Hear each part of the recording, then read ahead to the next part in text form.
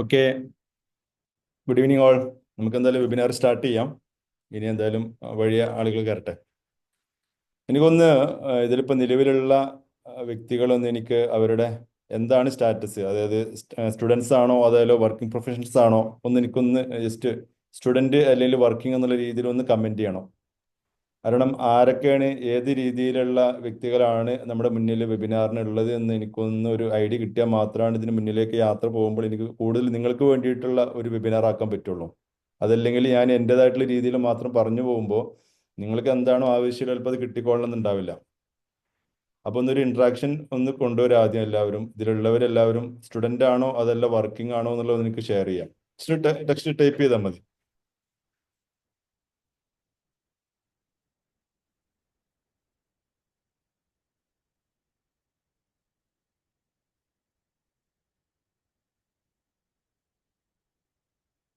Okay. Working ആണ്, doing chain survey. രണ്ടുപേര് മാത്രമാണ് എനിക്ക് ടെക്സ്റ്റ് ചെയ്തിട്ടുള്ളൂ. ഒന്ന് ടെക്സ്റ്റ് ചെയ്ത് കഴിഞ്ഞാൽ കുറച്ച് കൂടുതലായിട്ട് ഇന്ററാക്ട് ചെയ്ത് പോകാം. നമുക്ക് വെറുതെ ഒരു ഞാൻ വൺ സൈഡിൽ നിന്ന് മാത്രം കമന്റ് പറഞ്ഞ് പോകുന്നേക്കാൾ നല്ലത് ഇരിക്കുന്നവരെല്ലാവരും എനിക്കൊന്ന് ഇന്ററാക്ഷൻ തന്നു കഴിഞ്ഞാൽ ഒന്നുകൂടി ഈസി ആവും നമുക്ക്.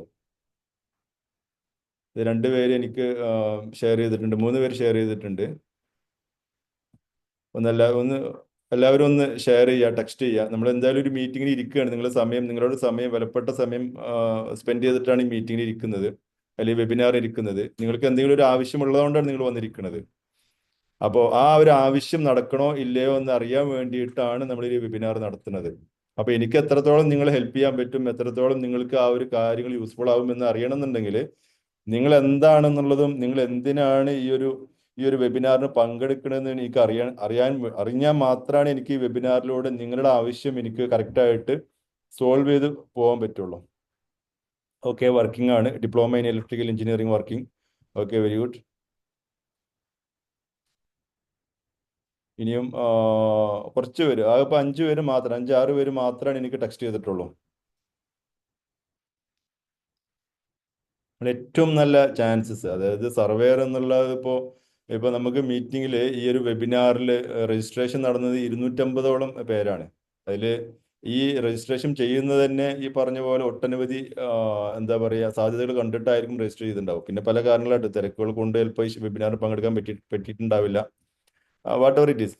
കാരണം നമുക്ക് എന്തായാലും ഈ ഒരു വെബിനാർ പങ്കെടുക്കുന്നവർക്ക് എത്രത്തോളം നമുക്ക് ഹെൽപ്പ് ചെയ്യാൻ പറ്റും ആ രീതിയിൽ എൻ്റെ ഒരു വെബിനാറിലൂടെ നിങ്ങൾക്ക് കിട്ടും. പിന്നെ ലാസ്റ്റ് ഒരു Q&A സെഷൻ ഉണ്ട്, നിങ്ങൾക്ക് എന്ത് ഡൗട്ട്സ് ഉണ്ടെങ്കിൽ ചോദിക്കാം. എന്തായാലും നമുക്ക് വെബിനാർ സ്റ്റാർട്ട് ചെയ്യാം. ഓക്കെ. ഇനി ലാസ്റ്റ് എന്തായാലും നിങ്ങൾ കമൻറ്റ് ചെയ്യുക, എന്തെങ്കിലും നിങ്ങൾക്ക് ഡൗട്ട്സ് ഉണ്ടെങ്കിൽ കമൻറ്റ് ചെയ്ത് വെക്കുക. അപ്പോൾ കമൻറ്റിലൂടെ ലാസ്റ്റ് ആ ഡൗട്ട്സ് ക്ലിയർ ചെയ്ത് പോവാം. ഓക്കെ.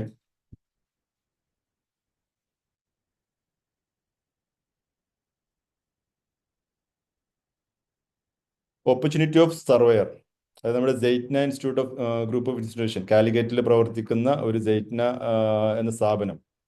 നമ്മൾ ഏകദേശം 6 വർഷത്തോളമായി കാലിക്കറ്റിൽ പ്രവർത്തിക്കുന്നുണ്ട്. മോഡേൺ സർവേയിങ്, ഇപ്പോൾ ഇൻഡസ്ട്രിയിൽ എന്താണോ സർവേ പ്രോഗ്രാമിന് വേണ്ടിയിട്ട് സർവേ ഇൻഡസ്ട്രിക്ക് വേണ്ടി ഉപയോഗിക്കുന്ന എല്ലാ എക്യുപ്മെന്റ്സും പഠിപ്പിക്കുന്ന ഒരു സ്ഥാപനം എന്ന രീതിയിൽ തന്നെ നമുക്ക് പറയാൻ പറ്റും. സെയ്റ്റ്ന institute of group of institution എന്നുള്ള ഒരു കാലിക്കറ്റിലെ സ്ഥാപനമാണ് ഈ ഒരു വെബിനാർ നടത്തുന്നത്. എൻ്റെ പേര് റിയാസ്, ഞാൻ ആ സ്ഥാപനത്തിൻ്റെ ഫൗണ്ടറാണ്. ഞാൻ എൻ്റെ ഒരു ഇൻട്രൊഡ്യൂസ് പറയുകയാണെങ്കിൽ 20 വർഷമായിട്ട് സർവേ ഫീൽഡിലുണ്ട്. ഗൾഫിലും അതുപോലെ തന്നെ നാട്ടിലുമായിട്ട് നാട്ടിൽ സർവേ കമ്പനി ഉണ്ട്, ഗൾഫിൽ സർവേ വർക്കുകൾ ചെയ്തിട്ടുണ്ട്. ഇപ്പോൾ ഇൻസ്റ്റിറ്റ്യൂട്ടും നമുക്കുണ്ട്, അതുപോലെ തന്നെ സർവേയറിൻ്റെ ഒരു കമ്പനിയും ഉണ്ട്. ഒരു ബേസിക് ആയിട്ട് എന്താണ് സർവേ എന്നുള്ളത് നിങ്ങൾക്ക് അറിയാൻ വേണ്ടിയിട്ട്, ഇപ്പോൾ പലരും പല കാറ്റഗറിയിലേക്ക് വെബിനാർ വേണ്ടി രജിസ്റ്റർ ചെയ്തിട്ടുണ്ടാവുക. ഒന്ന്, സർവേ എന്താണെന്ന് കുറിച്ച് അറിയണം. കുറച്ച് ആളുകൾ ചിലപ്പോൾ സർവേയെ കുറിച്ച് അറിഞ്ഞിട്ടുണ്ടാവും, പക്ഷെ എങ്ങനെയാണ് ഒരു സർവേർ ആവുക എന്നുള്ള രീതിയിലുള്ള അതിന്റെ ഓപ്പർച്യൂണിറ്റി കണ്ടിട്ട് സർവേർ ആവാൻ വേണ്ടി ആഗ്രഹിക്കുന്ന ഒരു വെബിനാറിൽ ഉണ്ടാവും. അതുപോലെ തന്നെ സ്റ്റുഡൻസ് ഉണ്ടാവാം, ITA കഴിഞ്ഞാൽ, സിവിൽ ഡ്രാഫ്റ്റ്മാൻ കഴിഞ്ഞ, ഡിപ്ലോമ കഴിഞ്ഞ കുട്ടികൾക്ക് എങ്ങനെയാണ് ഒരു സർവേർ ആവാം എന്ന് നോക്കിയിട്ട് വെബിനാറിൽ പങ്കെടുക്കുന്നവരുണ്ടാവും. അപ്പോൾ അവർക്ക് വേണ്ടിയിട്ടുള്ള ഒരു ഫസ്റ്റ് എന്താണ് സർവേ എന്നുള്ളതിന്റെ ഒരു ബേസിക് ആയിട്ടുള്ള കാര്യങ്ങൾ നമുക്കൊന്ന് ഷെയർ ചെയ്യാം. സർവേ എന്ന് പറയുന്നത് processing of measuring, mapping earth surface, determine positions, distance and elevation four construction, mapping and boundary determination.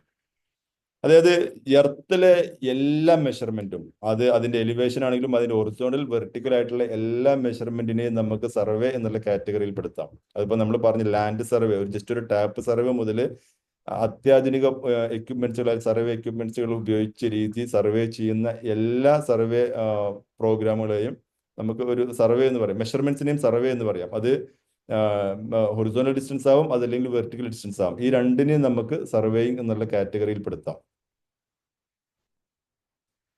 ഇനി ബേസിക് ലാൻഡ് സർവേ മെത്തേഡ്സുകൾ മുൻകാലങ്ങളിൽ എങ്ങനെയാണ് സർവേ ചെയ്തിരുന്നത്? നമുക്കറിയാം, ഓരോ ടെക്നോളജി, ഇപ്പോൾ ടെക്നോളജി വളർന്നിട്ടുള്ളൂ, ഇപ്പോൾ വളർന്നുകൊണ്ടേ ഇരിക്കുകയാണ്. അപ്പോൾ 80കളിലും 70കളിലും ഈ സർവേ റെക്കോർഡ്സുകൾ ഉണ്ടായിരുന്നു, അതുപോലെ തന്നെ 50കളിലും 40കളിലും ഉണ്ടായിരുന്നു. അപ്പോൾ അന്നൊക്കെ എങ്ങനെയാണ് ഈ സർവേ ചെയ്തിരുന്നത്? അത് ആ മെത്തേഡ് തന്നെയല്ലേ ഇപ്പോൾ, ആ സർവേ ഡോക്യുമെന്റ്സ് തന്നെയാണ് ഇപ്പോഴും നമ്മുടെ നാട്ടിലും അതുപോലെ തന്നെ എല്ലാ സ്ഥലത്തും കീപ്പ് ചെയ്തിട്ടുള്ളത്. അപ്പോൾ മുൻകാലങ്ങളിൽ സർവേ ചെയ്ത മെത്തേഡ് ഇപ്പോൾ ചെയിൻ സർവേയിങ് എന്ന് പറയും. ഇപ്പോൾ ഇതിൽ ചെയിൻ സർവേ കോഴ്സ് അല്ലെങ്കിൽ ചെയിൻ സർവേ ചെയ്യുന്ന ഒന്ന് രണ്ട് വ്യക്തികൾ കമന്റ് ചെയ്തിട്ടുണ്ട്. അവർ ഓൾറെഡി ഇതിൽ ഫെമിലിയർ ആയിരിക്കും, ചെയിൻ സർവേ എന്നുള്ള കാറ്റഗറിയിൽ ഫെമിലിയർ ആയിരിക്കും. അപ്പോൾ ഇപ്പം നിലവിൽ നമ്മുടെ നാട്ടിലെ, നമ്മുടെ കേരള ലാൻഡ് റെക്കോർഡ്സിൽ ഇപ്പോഴും യൂസ് ചെയ്യുന്ന റെക്കോർഡ്സ് ഈ ചെയിൻ സർവേ ഉപയോഗിച്ച് തയ്യാറാക്കിയ FMB ഡ്രോയിങ്ങുകളാണ്. നമ്മുടെ വില്ലേജുകളിലും അതുപോലെ തന്നെ നമ്മുടെ താലൂക്കുകളിലുമുള്ള നമ്മുടെ സ്ഥലങ്ങളുടെ എല്ലാ വ്യക്തികളുടെയും, കേരളത്തിലെ എല്ലാ വ്യക്തികളുടെയും ലാൻഡ് റെക്കോർഡ്സിന്റെ ആധികാരിക സർവേ സ്കെച്ച് എന്ന് പറയുന്നത് FMB ആണ്. ഈ FMB പ്രിപ്പയർ ചെയ്തിട്ടുള്ളത് ഈ ചെയിൻ സർവേ മെത്തേഡിലാണ്. അതായത് ഇപ്പോഴും നമ്മുടെ ലാൻഡ് റെക്കോർഡ്സ് ഉള്ളത് ചെയിൻ സർവേ മെത്തേഡിലാണ് ഉള്ളത് എന്നുള്ളത് നമുക്ക് പറയാം. ഓക്കെ. അപ്പോൾ chain survey based on land survey method involves measuring distance using chain or tape. It is typically used for small flat areas.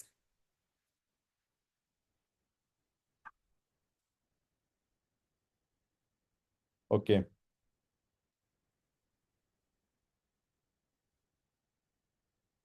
പിന്നെ അതുപോലെ തന്നെ അതിന് ശേഷം വന്ന ഇത് ചെറിയ ചെറിയ മാറ്റങ്ങൾ എന്ന് പറയാം. പ്ലെയിൻ ടേബിൾ സർവേയിങ്, അതേപോലെ തന്നെ theodolite surveying, compass surveying. Plane table എന്ന് പറയുമ്പോൾ നമ്മൾ എവിടെ സർവേ ചെയ്യുന്നു അവിടെ ഒരു ടേബിൾ കൊണ്ടുവച്ച് അതിന്റെ മുകളിൽ നമുക്ക് ഈ ചെറിയ സ്കെയിലും അതുപോലെ തന്നെ ഓൺ ഓൺ സർവേയിങ് ചെയ്യുന്ന സമയത്ത് തന്നെ അതിന്റെ പ്ലാൻ വരയ്ക്കുന്ന രീതിയിലുള്ള ഒരു മെത്തേഡാണ് പ്ലെയിൻ ടേബിൾ സർവേയിങ് എന്ന് പറയുന്നത്. അതിനുശേഷം കോമ്പസ് സർവേയിങ്, ആംഗിളും ടാപ്പും വെച്ചിട്ട് അതിനെ ഏരിയ മെഷർ ചെയ്യുന്ന ഒരു മെത്തേഡാണ്. തിയോഡലൈറ്റ് അതും അതുപോലെ തന്നെ ആംഗിളും അതുപോലെ തന്നെ അതിന്റെ മെഷർമെന്റും വെച്ചിട്ട് ഏരിയ കാണുന്ന ഒരു മെത്തേഡ്. അത് എല്ലാ സർവേന്റെയും ബേസിക് തിയറി എന്ന് പറയുന്നത് ഓരോ ഷേപ്സിന്റെ ഏരിയ കാണുക എന്നുള്ളതാണ്. ഇപ്പൊ റെക്ടാംഗിൾ ഷേപ്പ്, അതല്ലെങ്കിൽ ട്രയാംഗിൾ ഷേപ്പ്, സ്ക്വയർ, നമ്മുടെ സ്ഥലം ഏതെങ്കിലും ഒരു ഷേപ്പിലാക്കി ആ ഷേപ്പിലാക്കിയതിനു ശേഷം അതിന്റെ ഏരിയ കാണുക എന്നുള്ളൊരു ബേസിക് മെത്തേഡാണ് സർവേ എന്ന് പറയുന്നത്. അതിന് ഉപയോഗിക്കുന്ന പല പല പല പല എക്യുപ്മെന്റ്സുകൾ ഉപയോഗിച്ച് വന്നു. ആ ഒരു കാറ്റഗറിയിൽ വന്ന എക്യുപ്മെന്റ്സുകളാണ് പ്ലെയിൻ ടേബിൾ, അതുപോലെ തന്നെ തിയോഡലൈറ്റ്, കോമ്പസ് സർവേയിങ് എന്ന് പറയുന്ന എക്യുപ്മെന്റ്സ് ഒക്കെ. പിന്നെ അതിന് ശേഷം കുറച്ചും കൂടെ മുന്നോട്ട് വന്നപ്പോൾ ഇലക്ട്രോണിക് തിയോഡലൈറ്റ് എന്നുള്ളൊരു കാറ്റഗറി വന്നു. അതായത് നമ്മൾ ആംഗിൾ, അതായത് ഇപ്പോൾ ഒരു സ്ഥലത്ത് പോയ മെഷീൻ വെച്ച് അവിടുന്ന് ഒരു ആംഗിൾ കണ്ട്, ഇപ്പോൾ ഒരു 90 ഡിഗ്രിയിലുള്ള ആംഗിൾ കണ്ട് അവിടുന്ന് ആ ഒരു മെഷീന്റെ ലൊക്കേഷനിൽ നിന്ന് നമ്മൾ എവിടെയാണോ ബൗണ്ടറി, അതിൽ എവിടെയാണോ പോയിന്റ് നമ്മൾ വെച്ചിട്ടുള്ള അവിടേക്കുള്ള മെഷർമെന്റ് അളന്ന് ആ ഒരു രീതിയിൽ അതിന്റെ ഷേപ്പ് കണ്ടതിന് ശേഷം അതിന്റെ ഏരിയ കാണുന്ന ഒരു മെത്തേഡായിരുന്നു ഈ ഇലക്ട്രോണിക് തിയോഡലൈറ്റ് എന്നുള്ളത്. An electronic theodolite modern surveying instrument that measures horizontal vertical angle digitally, offering greater accuracy and easier data recording compared to manual theodolites. ചെറിയൊരു മാറ്റം, അതായത് ഇലക്ട്രോണിക് തിയോഡലൈറ്റ് ആയി മാത്രം ആംഗിൾ മെഷർമെന്റ് എന്നുള്ള ആ ഒരു കാറ്റഗറി മാത്രമാണ് വരുന്നത്. അത് നമുക്ക് ആംഗിൾ നമുക്ക് നോക്കി മാനുവലായിട്ട് എഴുതിയെടുക്കേണ്ട ആവശ്യമില്ല, അതിൽ ഡിജിറ്റലി ആയിട്ട് നമുക്ക് അതിന്റെ ആംഗിൾ കാണാൻ പറ്റും എന്നുള്ളതാണ്. ഇതാണ് ഇലക്ട്രോണിക് തിയോഡലൈറ്റ് എന്നുള്ള ഒരു കാറ്റഗറി. ഇതുവരെയാണ് നമ്മൾ മാനുവൽ ആയിട്ടുള്ള ഒരു സർവേ മെത്തേഡ് എന്ന് പറയാം. അതായത് നമുക്കിപ്പോൾ ഒരു ഒരു ഒരു കാറ്റഗറി, ഇപ്പോൾ ഒരു ഏകദേശം ഒരു 2000 ആ ഒരു കാലഘട്ടത്തിൽ വരെ ഈ ഒരു ലാൻഡ് സർവേയിങ് മെത്തേഡിൽ, ഇപ്പോൾ നമ്മൾ കൺസ്ട്രക്ഷൻ ഇൻഡസ്ട്രിയിലാണെങ്കിലും അതിൽ മറ്റുള്ള ഗൾഫ് കൺട്രീസിലാണെങ്കിലും ഉപയോഗിച്ച് വന്നിരുന്ന മെത്തേഡ് ഇലക്ട്രോണിക് തിയോഡലൈറ്റ് കാറ്റഗറിയിൽ വന്ന് പറയാം. പിന്നെ അതിന് ശേഷമാണ് നമ്മുടെ നാട്ടില് എന്നുള്ളതല്ല, വേൾഡ് വൈഡ് എല്ലാവിടെയും ടെക്നോളജിയുടെ വളർച്ച നമ്മുടെ സർവേ മേഖലയിലും വന്നു എന്ന് പറയാം. ഇൻഫർമേഷൻ ടെക്നോളജി റെവല്യൂഷൻ ഫീൽഡിൽ land survey reducing advanced technician efficiency and data management.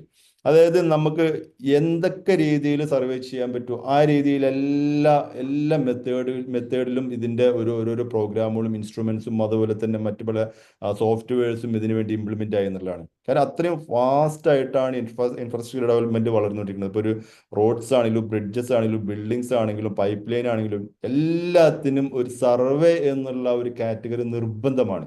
അപ്പൊ ആ ഒരു നിർബന്ധത്തിന്റെ കാരണം കൊണ്ട് തന്നെ ഈ ടെക്നോളജിന്റെ വളർച്ച ഈ ഒരു മേഖലയിൽ നല്ല രീതിയിൽ റെവല്യൂഷൻ ഉണ്ടായി എന്നുള്ളതാണ്. അത് നമുക്ക് ആദ്യമായിട്ട് പറയാൻ പറ്റുന്ന ഒരു മെഷീനാണ് ടോട്ടൽ സ്റ്റേഷൻ എന്നുള്ളത്. എല്ലാവർക്കും കേൾക്കുന്ന ഒരു വാക്കാണ്. ഇപ്പോൾ നാട്ടിലിപ്പോൾ കൂടുതൽ ഫെമിലിയർ ആയി. ഇപ്പോൾ ഇതിൽ ഒട്ടുമിക്ക പേരും വന്നിട്ടുണ്ടാവും. ഈ ടോട്ടൽ സ്റ്റേഷൻ എങ്ങനെ പഠിക്കാം, ടോട്ടൽ സ്റ്റേഷനാണ് സർവേ ചെയ്യാം, ഇത് എങ്ങനെയാണ് നമുക്ക് ഉപയോഗപ്പെടുത്താൻ പറ്റുക എന്നുള്ള രീതിയിൽ പല ആളുകളും എൻക്വയറി ചെയ്തിട്ട് വന്നിട്ടുള്ള ഒരു ഒരു ഒരു ഒരു പലരും എൻക്വയറി ഈ ഒരു വെബിനാറിന് പങ്കെടുത്തതിന് ഇപ്പോൾ ഈ ഒരു ടോട്ടൽ സ്റ്റേഷൻ എന്നുള്ള ഒരു എക്യുപ്മെന്റ് കേട്ടുകൊണ്ട് മാത്രമായിരിക്കും. കാരണം നമ്മുടെ നാട്ടിലിപ്പോൾ കൂടുതൽ ഫെമിലിയർ ആയി. ഈവൻ 10 സെന്റ് സർവേ ചെയ്യാൻ പോലും ഈ ഒരു എക്യുപ്മെന്റ് ആവശ്യമാണ് എന്നുള്ള രീതിയിലേക്ക് ഇപ്പോൾ മാറി എന്നുള്ളതാണ്. ഇപ്പോൾ ഒരു ആർക്കിടെക്ട് ഒരു വീട് ഡിസൈൻ ചെയ്യുകയാണെങ്കിൽ ഒരു 10-15 സെന്റിന്റെ ഒരു പ്ലോട്ട് ആണെങ്കിൽ പോലും അവർ പറയാം ഡിജിറ്റൽ സർവേ ചെയ്തുകൊണ്ട് ഒരു പറയും. കാരണം ടാപ്പ് കൊണ്ട് മെഷർ ചെയ്ത് കഴിഞ്ഞാൽ കിട്ടുന്ന ആ ഒരു ഷേപ്പോ അല്ലെങ്കിൽ അതിന്റെ അണ്ടുലേറ്റഡ് ആയിട്ടുള്ള മീൻസ് അതിന്റെ ഒരു ഹൈറ്റ് ഡിഫറൻറ്റോ നമുക്ക് ഈ ഒരു ചെയിൻ സർവേയിലോ അല്ലെങ്കിൽ മാനുവൽ മെത്തേഡിലോ ചെയ്ത് ടാപ്പ് കൊണ്ട് ചെയ്ത് മെഷർ ചെയ്ത് കിട്ടിക്കൊള്ളുന്നുണ്ടാവില്ല. അപ്പൊ അതുകൊണ്ട് തന്നെ ഇപ്പോൾ ഏറ്റവും കൂടുതൽ ഫെമിലിയർ ആയിട്ട് വന്നുകൊണ്ടിരിക്കുന്ന ഒരു എക്യുപ്മെന്റ് ടോട്ടൽ സ്റ്റേഷൻ എന്ന് പറയുന്നത്. Total stations modern survey instruments that measures angles, distance, and coordinates with high precision, combining a theodolite, EDM, and digital data storage. അതായത് അതിൻ്റെ ഒരു നമ്മൾ പറഞ്ഞില്ലേ ഇലക്ട്രോണിക് തിയോഡലൈറ്റ് നമ്മൾ പറഞ്ഞു. അപ്പൊ അതിന്റെ ആംഗിളും അതുപോലെ തന്നെ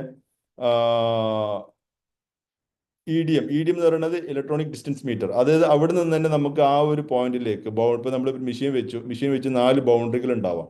മെഷീൻ നടുവിൽ വെച്ചതിന് ശേഷം 4 കോർണറിൽ നമ്മളൊരു പ്രിസം കൊണ്ടുവച്ച് ആ പ്രിസത്തിലേക്ക് സൈറ്റ് ചെയ്ത് കഴിഞ്ഞാൽ നമുക്ക് കിട്ടുന്ന ഒരു ഡയറക്ഷൻ, ഒരു റൂട്ട് ഉണ്ട്. ആ ഒരു റേ പോയിട്ട് അവിടെ വരുന്ന ആ മെഷീനിലേക്ക് വരുന്ന ഡിസ്റ്റൻസും അതുപോലെ തന്നെ അതിലേക്കുള്ള ആംഗിളും വരുന്ന ആ ഒരു പോയിന്റ്സ്, ഈ പോയിന്റ്സിന് നമ്മൾ ഡൗൺലോഡ് ചെയ്ത് ഓട്ടോകാലിൽ ഡൗൺലോഡ് ചെയ്ത് ജസ്റ്റ് പോയിന്റ് ഡോട്ട്സ് മാത്രമാണ് വരിക. ആ പോയിന്റിനെ കണക്ട് ചെയ്താൽ നമുക്ക് അതിന്റെ കറക്റ്റ് എക്സാക്ട് ഏരിയ എത്രയാണെന്നുള്ളതിന്റെ ഒരു മെഷർമെന്റ് കിട്ടും എന്നുള്ളതാണ്. അത്രയും ഫാസ്റ്റ് ആയിട്ട് നമുക്ക് അത്രയും ഡിജിറ്റലി ആക്യുറസി ആയിട്ട് നമുക്ക് സർവേ ചെയ്യാൻ പറ്റുന്ന ഒരു എക്യുപ്മെന്റാണ് ടോട്ടൽ സ്റ്റേഷൻ സർവേ എന്ന് പറയുന്നത്. ഈ ഒരു എക്യുപ്മെന്റിനെ കുറിച്ചിട്ട് നമുക്ക് ഇതാണ് അതായത് ഏറ്റവും കൂടുതൽ ഇതിപ്പോ നമ്മൾ ഏത് മേഖലയിലും വർക്ക് ചെയ്യുകയാണെങ്കിലും ടോട്ടൽ സ്റ്റേഷൻ മെഷീൻ അറിയാന്നുള്ളത്, സർവേർ ആണെങ്കിൽ ടോട്ടൽ സ്റ്റേഷൻ അറിയാന്നുള്ളത് നിർബന്ധമാണ്. അതിപ്പോൾ നമ്മളിപ്പോൾ ഒരു ലാൻഡ് സർവേയിങ്ങിനാണെങ്കിലും അതിൽ കൺസ്ട്രക്ഷൻ മേഖലയിലാണെങ്കിലും അതല്ല നമുക്കിപ്പോൾ ഒരു ഡിമാർക്കേഷൻ മേഖലയിൽ എന്തെങ്കിലും വർക്കുകളാണെങ്കിലും എന്തിനാണെങ്കിലും ഈ ടോട്ടൽ സ്റ്റേഷൻ നിർബന്ധമാണ് എന്നുള്ളതാണ്. പിന്നെ അതുപോലെ തന്നെ വരുന്നതാണ് ഡിജിറ്റൽ ലെവലും ഓട്ടോ ലെവലും. ഡിജിറ്റൽ ലെവൽ എന്ന് പറയുന്നത് ഇപ്പോൾ automated height distance calculations, higher accuracy and faster data recording, integrated with data storage and transfer capabilities. അതായത് ഓട്ടോ ലെവലിലെ ഒരു ഡിജിറ്റൽ കൺവേർഷൻ എന്ന് പറയാം ഡിജിറ്റൽ ലെവൽ. ഓട്ടോ ലെവൽ എന്ന് പറയുന്നത് നമുക്കിപ്പോൾ നോർമലി നമുക്ക് ടോട്ടൽ സ്റ്റേഷനിൽ തന്നെ നമുക്ക് അതിന്റെ ഹൈറ്റും അതായത് ഹൊറിസോണ്ടലും വെർട്ടിക്കലും നമുക്ക് അതിൽ തന്നെ മെഷർ ചെയ്യാൻ പറ്റും എന്നുള്ളതാണ്. പക്ഷെ ചില കാറ്റഗറിയിൽ നിന്നല്ല, ഇപ്പോൾ ഒരു ഡ്രൈനിന്റെ വർക്കാണ്, അതിൽ കൾവേർട്ടിന്റെ വർക്കാണ്, അതിൽ സബ്സ്റ്റേഷന്റെ വർക്കാണ്, പ്ലാറ്റ്ഫോമിന്റെ വർക്കാണ്, ബ്രിഡ്ജസിന്റെ വർക്കാണ്. ഇങ്ങനെ ലെവലിനെ കറക്റ്റായിട്ട് മാർക്ക്, ഇപ്പോൾ ഒരു റെയിൽവേന്റെ വർക്കാണെങ്കിൽ അതിന്റെ പ്ലാറ്റ്ഫോം എന്ന് പറഞ്ഞാൽ അത്രയും ആക്യുറസിയിൽ മാർക്ക് ചെയ്യണം. അപ്പൊ ഈ ലെവൽസിന് അത്രയും ആക്യുറസിയിൽ മാർക്ക് ചെയ്യണം എന്ന് വരുന്ന കാറ്റഗറിയിൽ ഓട്ടോ ലെവൽ നിർബന്ധമാണ്. അപ്പൊ അവിടെ കൊണ്ടുപോയി ടോട്ടൽ സ്റ്റേഷൻ സർവേ ചെയ്ത് കഴിഞ്ഞാൽ ടോട്ടൽ സ്റ്റേഷനിൽ ഹൊറിസോണ്ടലും വെർട്ടിക്കലും കിട്ടും. ബട്ട് ഓട്ടോ ലെവലും ഡിജിറ്റൽ ലെവലും വെർട്ടിക്കൽ ഹൈറ്റ് മാത്രമാണ് നമുക്ക് കാണാൻ പറ്റുക. അപ്പോൾ എവിടെയെങ്കിലും വെർട്ടിക്കലായിട്ട് കട്ടിങ് ഫില്ലിങ് നമുക്ക് മാർക്ക് ചെയ്ത് കൊടുക്കണം എന്നുണ്ടെങ്കിൽ ഏതിൽ ഫൗണ്ടേഷന്റെ ലെവൽ മാർക്ക് ചെയ്ത് കൊടുക്കണമെങ്കിൽ അതിലിപ്പോൾ ഇപ്പോൾ റോഡിന്റെ ഇപ്പോൾ ഒരു റോഡ് കൺസ്ട്രക്ഷൻ കമ്പനിയിലാണെങ്കിൽ അതിന്റെ ഡ്രെയിനിന് ഇങ്ങനെ നമുക്കറിയാലോ ഒരു സ്ലോപ്പിലായിട്ട് ഡ്രെയിൻ ഉണ്ടാവുക, അതിലെ കൾവേർട്ടിന്റെ ബ്രിഡ്ജസിന്റെ ഇങ്ങനെ പല പല കാറ്റഗറിയിലും ഈ രണ്ട് എക്യുപ്മെന്റും വളരെ വലിയ ഇമ്പോർട്ടന്റ് ആയിട്ട് യൂസ് ചെയ്യുന്ന ഇൻസ്ട്രുമെന്റ്സ് ആണ് എന്നുള്ളതാണ്. ഓട്ടോ ലെവൽ പറയുന്നത് ഇപ്പോൾ accurate height measurement, required manual reading levelling staff. ഇങ്ങനെ ഇത്തരത്തിൽ ഈ രണ്ട് എക്യുപ്മെന്റും സെയിം പർപ്പസ് ആണ്. ബട്ട് ഓട്ടോ ലെവലിനേക്കാളും ഡിജിറ്റലി റീഡിംഗ് സ്റ്റോർ ചെയ്യാൻ പറ്റുന്ന ഒരു എക്യുപ്മെന്റ് ഡിജിറ്റൽ ലെവൽ എന്ന് പറയുന്നത്. എല്ലാവർക്കും മനസ്സിലാവുന്നുണ്ട് എന്ന് ഞാൻ വിശ്വസിക്കുന്നു. ഇനിയിപ്പോൾ എന്തെങ്കിലും മനസ്സിലാവായിക ഉണ്ടെങ്കിൽ എനിക്ക് ലാസ്റ്റ് Q&A സെഷൻ ഉണ്ട്, എല്ലാവരും ചോദിക്കണം. കാര്യം ഞാൻ ഇന്ററാക്ഷൻ ആരും വരുന്നില്ല. ഇന്ററാക്ഷൻ വന്നാൽ ഒരു പക്ഷേ കുറച്ചുകൂടി നന്നാവും തോന്നുന്നുണ്ട് എനിക്ക്. അതല്ലെങ്കിൽ ലാസ്റ്റ് നിങ്ങൾ എന്താ പറയുക ഇതിൽ എന്താ പറയുക Q&A സെഷനിൽ ചോദ്യങ്ങൾ ചോദിക്കാം എന്നുള്ളതാണ്. കാരണം ഞാൻ വൺ സൈഡ് ഇങ്ങനെ പറഞ്ഞു പോകുന്നുണ്ട്. ഓക്കെ. DGPS ഇതും ഇപ്പോൾ വളരെ ഫെമിലിയർ ആയിട്ട് വന്നുകൊണ്ടിരിക്കുന്ന ഒരു എക്യുപ്മെന്റ് ആണ്. DGPS, differential GPS, as an enhanced GPS system that uses ground-based reference stations to correct satellite signals, providing improved accuracy for precision location measurements. Okay. അതായത് ഡിഫറൻഷ്യൽ ഗ്ലോബൽ പൊസിഷനിങ് എന്നുള്ള system എന്നുള്ള ഒരു equipment ആണിത്. ഈ ഒരു equipment വളരെ വലിയ രീതിയിലുള്ള മാറ്റമാണ് നമ്മുടെ ഈ ഒരു സർവേ മേഖലയിൽ കൊണ്ടുവന്നത് എന്നുള്ളതാണ്. ടോട്ടൽ സ്റ്റേഷൻ നമ്മൾ പറഞ്ഞു, ഒരു ഏരിയയിൽ ഇപ്പോൾ ഒരു സ്ഥലത്ത് വെച്ച് കഴിഞ്ഞാൽ അതിൽ വിസിബിൾ ആയിട്ട് കാണാൻ പറ്റുന്ന രീതിയിലുള്ള ഏരിയ നമുക്ക് സർവേ ചെയ്യാം. പിന്നെ അതിനെ നമുക്ക് അടുത്ത വിസിബിൾ അല്ലാത്തൊരു സ്ഥലത്തേക്ക് പോകണമെങ്കിൽ ഈ മെഷീനെ നമുക്കൊരു ഒരു റെഫറൻസ് പോയിന്റ് വെച്ച് ആ റെഫറൻസ് പോയിന്റിലേക്ക് ഷിഫ്റ്റ് ചെയ്ത് പിന്നെ നമുക്ക് സർവേ ചെയ്യണം. ആ സമയം നമ്മൾ ഈ DGPS എന്ന് പറയുന്ന എക്യുപ്മെന്റ് നമുക്കറിയാം, ഗ്ലോബൽ പൊസിഷനിങ് സിസ്റ്റം GPS നമ്മൾ എല്ലാവരും യൂസ് ചെയ്യുന്ന ഒരു ഒരു ഒരു ആപ്പാണ്, അല്ലെങ്കിൽ നമ്മൾ സോഫ്റ്റ്വെയർ ആണ്. നമ്മൾ മൊബൈലിൽ അടക്കമുണ്ട്. നമ്മൾ വണ്ടിയിൽ പോകുമ്പോൾ നമ്മൾ GPS യൂസ് ചെയ്യും. അതിന് എവിടെയെങ്കിലും നമ്മൾ ലൊക്കേഷൻ നമ്മൾ പറയും GPS യൂസ് ചെയ്യും. അതുകൊണ്ട് GPS എന്ന് പറഞ്ഞാൽ എല്ലാവർക്കും അറിയാം. പക്ഷെ എന്തുകൊണ്ടാണ് ഡിഫറൻഷ്യൽ ഗ്ലോബൽ പൊസിഷനിങ് സിസ്റ്റം എന്ന് പറയുന്നത്?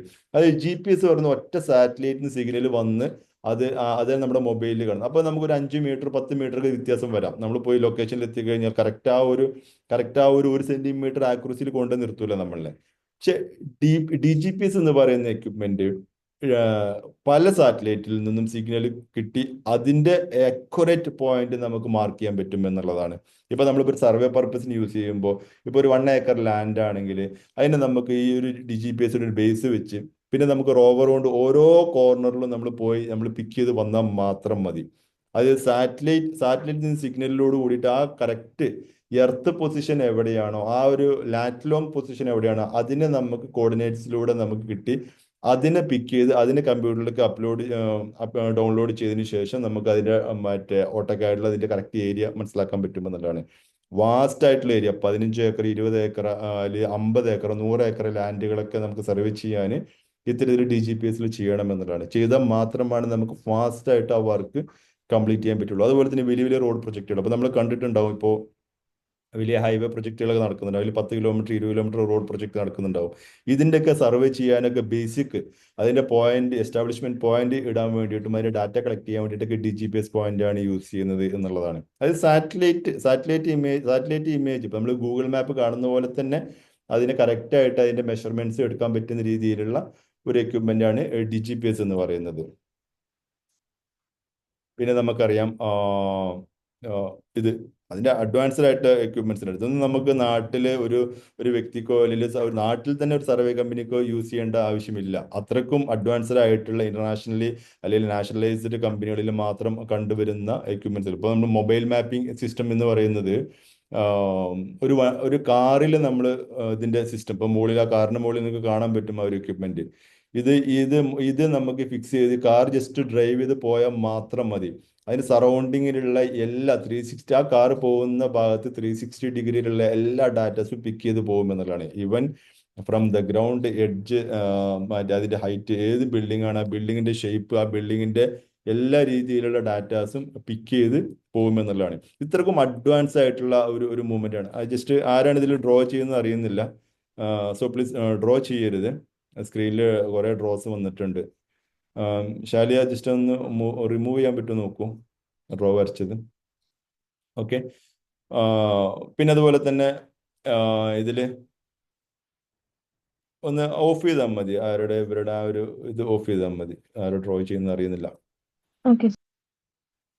ഇതില് ഡ്രോൺ സർവേ എന്ന് പറയുന്നത് സർവേ മേഖലയിൽ ഭയങ്കര വലിയ രീതിയിലുള്ള റവല്യൂഷൻ ഉണ്ടാക്കിയിട്ടുള്ളത്. ഡ്രോൺ സർവേ നമ്മൾ ജസ്റ്റ് ഒരു ഇമേജ്, ഒരു ഫ്ലൈയിങ് ഇമേജ് മാത്രമല്ല അതിൽ കിട്ടുന്നത്.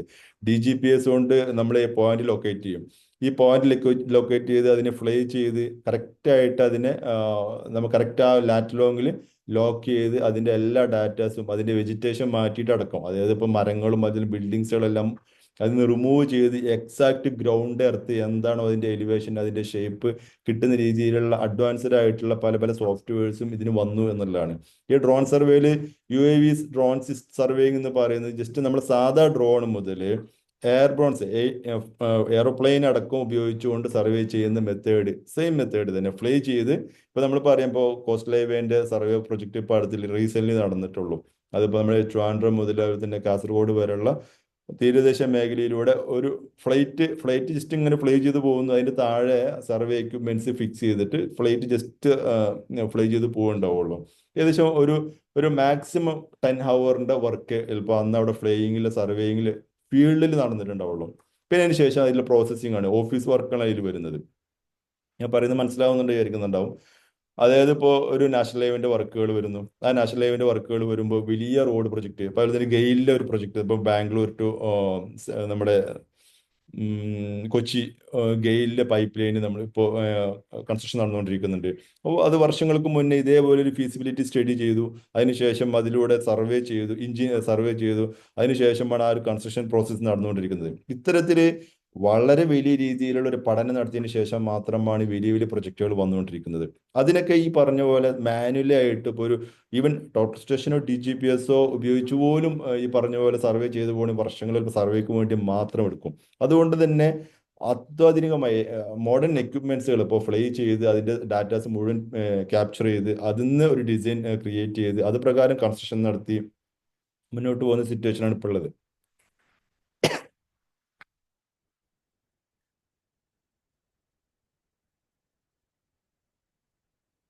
ഇനി ഓപ്പർച്യൂണിറ്റി ഓഫ് സർവേയർ എന്ന് പറയുന്നത് ഏതൊക്കെ ഏതൊക്കെ മേഖലയിൽ സർവേയർമാർക്ക് ഓപ്പർച്യൂണിറ്റീസ് ഉണ്ട്? Construction and infrastructure development. Sorry. Surveyors are demanded large scale projects such as roads, bridges, buildings and airports. ഞാൻ മുന്നേ പറഞ്ഞ പോലെ തന്നെ, അതായത് ഈവൻ ഏത് ചെറിയ റോഡാണെങ്കിലും, എത്ര വലിയ റോഡ്സ് ആണെങ്കിലും, ബ്രിഡ്ജസ് ആണെങ്കിലും, ബിൽഡിങ്സ് ആണെങ്കിലും, എയർപോർട്ട്സ് ആണെങ്കിലും, ഇതെല്ലാം ഇൻഫ്രാസ്ട്രക്ചർ ഡെവലപ്മെന്റ് ആണ്. ഇപ്പൊ ഇതിന്റെ കൺസ്ട്രക്ഷനിൽ ഇപ്പൊ നമുക്കറിയാം, അപ്പൊ അവിടെ ഇതിലേക്ക് പോകുന്ന റോഡ്സിലൂടെ പോകുന്ന ബ്രിഡ്ജസിലൂടെ പോകുമ്പോൾ നമുക്കറിയാം അതിന്റെ കൺസ്ട്രക്ഷൻ സമയത്ത് ഈ സർവേയർമാരുടെ ലൈൻസ് ആൻഡ് ലെവൽസിലൂടെ മാത്രമാണ് അതിന്റെ കൺസ്ട്രക്ഷൻ പ്രോസസ്സ് നടക്കുന്നത് എന്നുള്ളതാണ്. അപ്പൊ നമ്മുടെ സോറി, നമ്മുടെ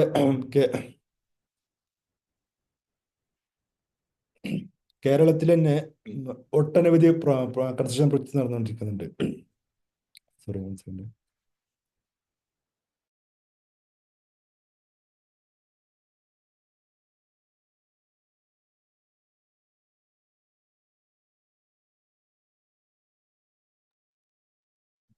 okay. Urban planning and development. Surveyors play a key role in designing, managing urban spaces, including zoning, land division, and city infrastructure. അപ്പൊ നമുക്കറിയാം ഒരു സിറ്റിയുടെ ഡെവലപ്മെന്റ് എന്ന് പറയുന്നത് അതിന്റെ എക്സിസ്റ്റിംഗ് എന്തൊക്കെ ഡീറ്റെയിൽസ് ഉണ്ടോ അതിനെ ക്യാപ്ചർ ചെയ്ത് അതിൽ എന്തൊക്കെ നമുക്ക് മാറ്റങ്ങൾ വരുത്താൻ പറ്റും എന്നുള്ള ഒരു ഫീസിബിലിറ്റി സ്റ്റഡീസ്. ഇതൊരു സർവേയറിന്റെ ഇൻവോൾവ്മെന്റ് ഭയങ്കര ഇമ്പോർട്ടന്റ് ആണ്. കാരണം എക്സിസ്റ്റിംഗ് ഡാറ്റാസ് ഇപ്പൊ നമ്മളിപ്പോ ഒരു മുനിസിപ്പാലിറ്റി അല്ലെങ്കിൽ കോർപ്പറേഷൻ അല്ലെങ്കിൽ ഒരു ജില്ല തന്നെ നമുക്ക് എടുക്കാം. അപ്പൊ ഒരു ഡിസ്ട്രിക്ട് ടൗൺ, ഈ ടൗണിന്റെ മൊത്തം ഒരു മാസ്റ്റർ പ്ലാൻ തയ്യാറാക്കണം എന്നുണ്ടെങ്കിൽ അവിടെ എവിടെയൊക്കെ ബിൽഡിങ്സ് ഉണ്ട്, എവിടെയൊക്കെ റോഡ്സ് ഉണ്ട്, എവിടെയൊക്കെ വീടുകളുണ്ട്, എവിടെയൊക്കെ എന്തൊക്കെ ഫെസിലിറ്റികളാണ് ഉള്ളത്, ഇതെല്ലാം ഡീറ്റെയിൽസ് ക്യാപ്ചർ ചെയ്യേണ്ടതുണ്ട്. ഡീറ്റെയിൽസ് എടുത്തതിന് ശേഷം അതിന് എവിടെയൊക്കെ എന്തൊക്കെ ചെയ്യാൻ പറ്റും എന്നുള്ളൊരു ഡിസൈൻ പ്രോസസ്സ്. ഈ ഒരു ഡിസൈൻ പ്രോസസ്സിൽ സർവേയറിന്റെ ഇൻവോൾവ്മെന്റ് വളരെ വലിയൊരു ഇൻവോൾവ്മെന്റ് ആണ്. അപ്പൊ നമുക്കറിയാം പല കാറ്റഗറിയിൽ വരും. അത് കൺസ്ട്രക്ഷൻ മേഖല, കോൺട്രാക്ടിങ് സൈഡിൽ വരും, എഞ്ചിനീയറിംഗ് സൈഡിൽ വരും, അതുപോലെ തന്നെ കൺസൾട്ടിങ് സൈഡിൽ വരും, അതുപോലെ തന്നെ നമ്മുടെ ഗവൺമെന്റ് സൈഡിൽ വരും. ഇത്തരത്തിൽ പല രീതിയിലുള്ള മേഖലയിലും സർവേയർ എന്നുള്ള ആ ഒരു പൊസിഷൻ വളരെ വലിയ ഇമ്പോർട്ടന്റ് ആണ്. പിന്നെ mining and energy in mining and oil renewable energy sectors, surveyors are needed to assets land and ensure proper resources extracting practices. അതായത് നമ്മൾ oil and gas field area, അതുപോലെ തന്നെ മൈനിങ് ഏരിയ, ഈ മേഖലയിലും സർവേയർ എന്നുള്ള totally എർത്തിൽ എന്തെല്ലാം മാറ്റങ്ങൾ വരുത്തണോ അത് സർവേയറിന്റെ ഇൻവോൾവ്മെന്റ് നിർബന്ധമാണ് എന്നുള്ളതാണ്. ഇതാണ് സർവേയറിന്റെ ഒരു ഓപ്പർച്യൂണിറ്റി എന്ന് പറയുന്ന ഒരു മേഖല വരുന്നത്. How to become a surveyor. എങ്ങനെ നമുക്കൊരു സർവേയർ ആവാൻ പറ്റുക? Only those have passed ITI surveyor or chain surveying can become government surveyor.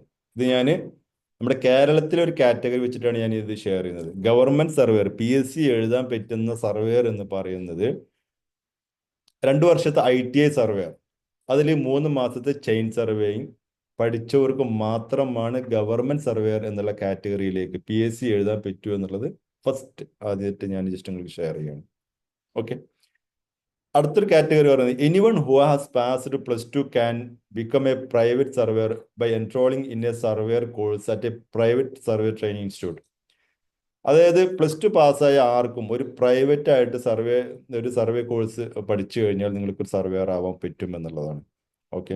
കാരണം നമ്മൾ പറഞ്ഞു ഗവൺമെന്റ് മേഖലയിൽ സർവേയർ എന്നുള്ളതിന്റെ ഒരു 10 മടങ്ങ്, എത്രയോ മടങ്ങ് വാക്കൻസികളും ഓപ്പർച്യൂണിറ്റികളാണ് നമ്മളിപ്പോൾ ഞാൻ നേരത്തെ പറഞ്ഞ ഓപ്പർച്യൂണിറ്റീസ്. അതിൽ ഗവൺമെന്റ് സർവേയർ എന്നുള്ളത് നമുക്കൊരു ഒരു ഒരു മേഖലയായിട്ടേ വരുന്നില്ല. അത്രയും ഓപ്പർച്യൂണിറ്റിയാണ് ഔട്ട് ഓഫ് ഗവൺമെന്റ് സെക്ടറിന് പുറത്ത് കിടക്കുന്നത്. കൺസ്ട്രക്ഷൻ മേഖലയിലാണെങ്കിലും ഡെവലപ്മെന്റ് മേഖലയിലാണെങ്കിലും അതുപോലെ തന്നെ എന്ത് മേഖല എടുക്കുകയാണെങ്കിലും നമ്മൾ സ്വന്തമായിട്ട് ചെയ്യുകയാണെങ്കിൽ, അല്ലെങ്കിൽ നമ്മൾ ഒരു ഒരു എംപ്ലോയി ആയിട്ട് കയറുകയാണെങ്കിലും നമുക്ക് അത്ര നല്ല രീതിയിലുള്ള ഓപ്പർച്യൂണിറ്റിയാണ് സർവേയർ എന്നുള്ള ഒരു കാറ്റഗറിയിൽ വരുന്നത്. Vast opportunity in infrastructure development, roads, bridges, buildings, mining and oil and gas field. അതായത് ഇപ്പൊ ഇതില് ഞാൻ ജസ്റ്റ് ഒന്നും കൂടെ ഇതിൽ ക്ലാരിറ്റി പറയണമെന്ന് വെച്ച് കഴിഞ്ഞാല്, ഒരു പ്രൊജക്റ്റ് ഇപ്പൊ ഈവൻ ഒരു റോഡ് പ്രൊജക്റ്റ് ആണെന്ന് വിചാരിക്കാം. ഒരു റോഡ് പ്രൊജക്റ്റ് ആകുമ്പോൾ ആദ്യം അതിന് എഞ്ചിനീയറിംഗ് സർവേ വരും. അതായത് ആ എഞ്ചിനീയറിംഗ് സർവേ എന്ന് പറയുന്നതിന്റെ ഫസ്റ്റ് സ്റ്റാർട്ട് എക്സിസ്റ്റിംഗ് റോഡിന്റെ അവസ്ഥ എന്താണ്, എക്സിസ്റ്റിംഗ് എത്ര റോഡിന് ഇപ്പൊ നിലവിൽ വീതി ഉണ്ട്, അതിന് എത്രത്തോളം വീതി എടുത്താലാണ് അവിടെ ഇനി റോഡ് വീതി കൂട്ടാൻ പറ്റുക, അതിന് എത്രത്തോളം കയറ്റിറക്കങ്ങളുണ്ട്, എത്രത്തോളം വളവ് തിരിവുകളുണ്ട്, ഈ വളവ് തിരിവുകൾ മറ്റേ സ്ട്രൈറ്റ് ആക്കണമെങ്കിൽ എത്രത്തോളം നമുക്ക് ലാൻഡ് എടുക്കേണ്ടതുണ്ട്, അതുപോലെ തന്നെ അങ്ങനെ ജസ്റ്റ് കയറ്റിറക്കം ഉണ്ടെങ്കിൽ എത്രത്തോളം താഴ്ത്തിയാൽ അത് എങ്ങനെ സൈഡിലേക്ക് ബാധിക്കും എന്നുള്ള രീതിയിലുള്ള എല്ലാ ഡീറ്റെയിലും കിട്ടണം എന്നുണ്ടെങ്കിൽ ആദ്യം എഞ്ചിനീയറിംഗ് സർവേ ചെയ്യണം. എക്സിസ്റ്റിംഗ് ഡാറ്റാസ് ക്യാപ്ചർ ചെയ്യണം. ടോപ്പോഗ്രാഫി സർവേ എന്ന് പറയും. ഈ ടോപ്പോഗ്രാഫി സർവേ എടുത്തതിന് ശേഷം മാത്രമാണ് അതിന് ഡിസൈൻ സ്റ്റാർട്ട് ചെയ്യുന്നത്. ഈ ഡിസൈൻ സ്റ്റാർട്ട് ചെയ്ത് ആ ഡിസൈൻ പ്രകാരം ടെൻഡർ ഇടുന്നു, കൺസ്ട്രക്ഷൻ സ്റ്റാർട്ട് ചെയ്യാൻ വേണ്ടിയിട്ട് കോൺട്രാക്ടറിനെ ഇൻവൈറ്റ് ചെയ്യുന്നു, കൊട്ടേഷൻ ഇടുന്നു. കൺസ്ട്രക്ഷൻ സ്റ്റാർട്ട് ചെയ്യുമ്പോൾ എന്താണോ ഡിസൈൻ ചെയ്തത് ആ ഡിസൈൻ ചെയ്തത് അവിടെ മാർക്ക് ചെയ്യുന്നത് സർവേയറാണ്. കൺസ്ട്രക്ഷൻ സർവേയർ എന്ന് പറയും. മറ്റേത് എഞ്ചിനീയറിംഗ് സർവേ, മറ്റേത് കൺസ്ട്രക്ഷൻ സർവേ. കൺസ്ട്രക്ഷൻ സർവേ എന്ന് പറയുന്നത് നമുക്കറിയാം ഒരു റോഡിൽ എന്തെല്ലാം ആക്ടിവിറ്റീസ് വരും. റോഡിനെ ആദ്യം കട്ട് ചെയ്യണം. കട്ട് ചെയ്ത് പിന്നെ 2-3 ലെയറുകളായിട്ട് ഇടുന്നുണ്ട്. അത് നിങ്ങൾ കണ്ടിട്ടുണ്ടാവും. റോഡ് കൺസ്ട്രക്ഷൻ നടക്കുന്ന സമയത്ത് GSB, വെറ്റ് മിക്സ്, ടാറിംഗ് എന്ന് പറയുന്ന രീതിയിലുള്ള പല പല ലെയറായിട്ട് ഇടും. ഇതിന്റെ എല്ലാം ലെയറിങ്ങിന് അത് ലെവൽസ് കൊടുക്കണം, അല്ലെങ്കിൽ അതിനെ മാർക്ക് ചെയ്ത് ലെവൽ കൊടുക്കണം. അത് സർവേയറാണ്. അതുപോലെ തന്നെ സൈഡിൽ നമുക്ക് 2 സൈഡിലും ഡ്രൈനേജ് പോകുന്നത് കാണാൻ പറ്റും. ഈ ഡ്രൈനേജിനും ലെവൽസ് സർവേയർ കൊടുക്കണം. അതുപോലെ തന്നെ ഓരോ സ്ഥലത്തും ക്രോസിൽ കലുങ്ക് എന്ന് പറയും, കൾവേർട്സുകൾ ഉണ്ടാവും. ഈ കൾവേർട്സിന്റെ ഹൈറ്റും അതിന്റെ ബെഡ് ലെവലും ഇതെല്ലാം സർവേയർ മാർക്ക് ചെയ്ത് കൊടുക്കണം. അതുപോലെ ബ്രിഡ്ജസ് വരുന്നുണ്ടെങ്കിൽ, സൈഡിൽ റിട്ടൈനിങ് വാൾ വരുന്നുണ്ടെങ്കിൽ, ഇപ്പൊ നമുക്കറിയാം പല പല പാടങ്ങളിലെ ഏരിയ, ഇതിന് വലിയ ഹൈറ്റ് ആയിട്ടുള്ള ഏരിയ, സൈഡ് ആയിട്ട് അവിടെ എല്ലാം പ്രൊട്ടക്ഷൻ വാൾ കെട്ടാറുണ്ട്. ഇതിനെല്ലാം എവിടെയാണ് ആ വാൾ വരേണ്ടത് എന്നുള്ളതും അതിന്റെ ഹൈറ്റ് എത്രയാണ് എന്നുള്ളതും എല്ലാം ഒരു സർവേയർ മാർക്ക് ചെയ്ത് കൊടുക്കണം. പിന്നെ അതുപോലെ തന്നെ അവിടെ ബ്രിഡ്ജസ് വരുന്നുണ്ടെങ്കിൽ, അല്ലെങ്കിൽ ഫ്ലൈ ഓവേഴ്സ് വരുന്നുണ്ടെങ്കിൽ, അണ്ടർപാസ് വരുന്നുണ്ടെങ്കിൽ, ഇതെല്ലാം ഇപ്പൊ നമ്മൾ പറയാം ഒരു നാഷണൽ ഹൈവേ റോഡ് ഇപ്പൊ നമ്മൾ കേരളത്തിലിപ്പോ 6 ലൈൻ ഹൈവേസ് ഒക്കെ വന്നിട്ടുണ്ട്. എല്ലാവർക്കും ഇവിടെ തന്നെ നമ്മുടെ നാട്ടിൽ തന്നെ വിസിബിലിറ്റി ആണ്. അതുകൊണ്ട് ഈ പ്രൊജക്റ്റിൽ തന്നെ എത്രത്തോളം ആക്ടിവിറ്റീസ് വരുന്നുണ്ട് നമുക്ക് കാണാൻ പറ്റും. ഇത്രയും ആക്ടിവിറ്റീസിനെല്ലാം സർവേയറിന് വേണം. അതിനെല്ലാം കൺസ്ട്രക്ഷൻ സർവേ എന്നുള്ള കാറ്റഗറിയിൽ നമുക്ക് പെടുത്താൻ പറ്റും. ഇത് കഴിഞ്ഞാൽ ആസ് ബിൽഡ് സർവേ എന്നുള്ളൊരു കാറ്റഗറി ഉണ്ട്. ഒരു കോൺട്രാക്ടറിന് ആ കോൺട്രാക്ടറിന്റെ പേയ്മെന്റ് കിട്ടണമെങ്കിൽ ആ കോൺട്രാക്ടർ എന്താണോ ഡിസൈനിലുള്ളത് അത് പ്രകാരം കൺസ്ട്രക്ഷൻ ചെയ്തു എന്ന് ഉറപ്പ് വരുത്താൻ വേണ്ടിയിട്ട് അതിന്റെ ഫൈനൽ സർവേ വർക്ക് ഉണ്ട്. ഈ ഫൈനൽ സർവേ എടുത്തു കഴിഞ്ഞാൽ ഇത് കറക്റ്റ് ആണെന്ന് കണ്ടതിന് ശേഷം മാത്രമേ അവർക്ക് പേയ്മെന്റ് കൊടുക്കുള്ളൂ എന്നുള്ളതാണ്. ഇങ്ങനെ എഞ്ചിനീയറിംഗ് സർവേ, കൺസ്ട്രക്ഷൻ സർവേ, അതിനുശേഷം അതിൽ ആസ്ബിൽ സർവേ, ഇത്തരത്തിലുള്ള പല പല മേഖലകളിലും സർവേറിന് പല ഡിവിഷനിലായിട്ട് ഓപ്പർച്യൂണിറ്റി ഉണ്ട് എന്നുള്ളതാണ്. ഇതിൽ തന്നെ നമുക്കറിയാം കോൺട്രാക്ടർ സൈഡ് ഉണ്ട്, കൺസ്ട്രക്ഷൻ ചെയ്യുന്ന കോൺട്രാക്ടർ ഉണ്ട്. ഈ കോൺട്രാക്ടർ ചെയ്യുന്നത് ശരിയാണോ എന്ന് ചെക്ക് ചെയ്യാൻ വേണ്ടിയിട്ടുള്ള കൺസൾട്ടന്റ് സർവേയർമാരുണ്ട്. ഈ കൺസൾട്ടന്റ് സർവേയർമാർക്കും ഹൈ സാലറിയാണ്. നമ്മുടെ നാട്ടിലിപ്പോൾ NHAന്റെ ഒരു പ്രൊജക്റ്റ് ആണെങ്കിലും ആ NHAക്ക് ഒരു കൺസൾട്ടന്റ് ഉണ്ടാവും, കൺസൾട്ടന്റ് സർവേയർ ഉണ്ടാവും. നമ്മുടെ നാട്ടിൽ മാത്രം ഇപ്പോൾ ഞാൻ കാര്യം പറഞ്ഞത്, GCCയിൽ ഇതിന് വലിയൊരു ഹ്യൂജ് ഓപ്പർച്യൂണിറ്റീസാണ് കിടക്കുന്നത്.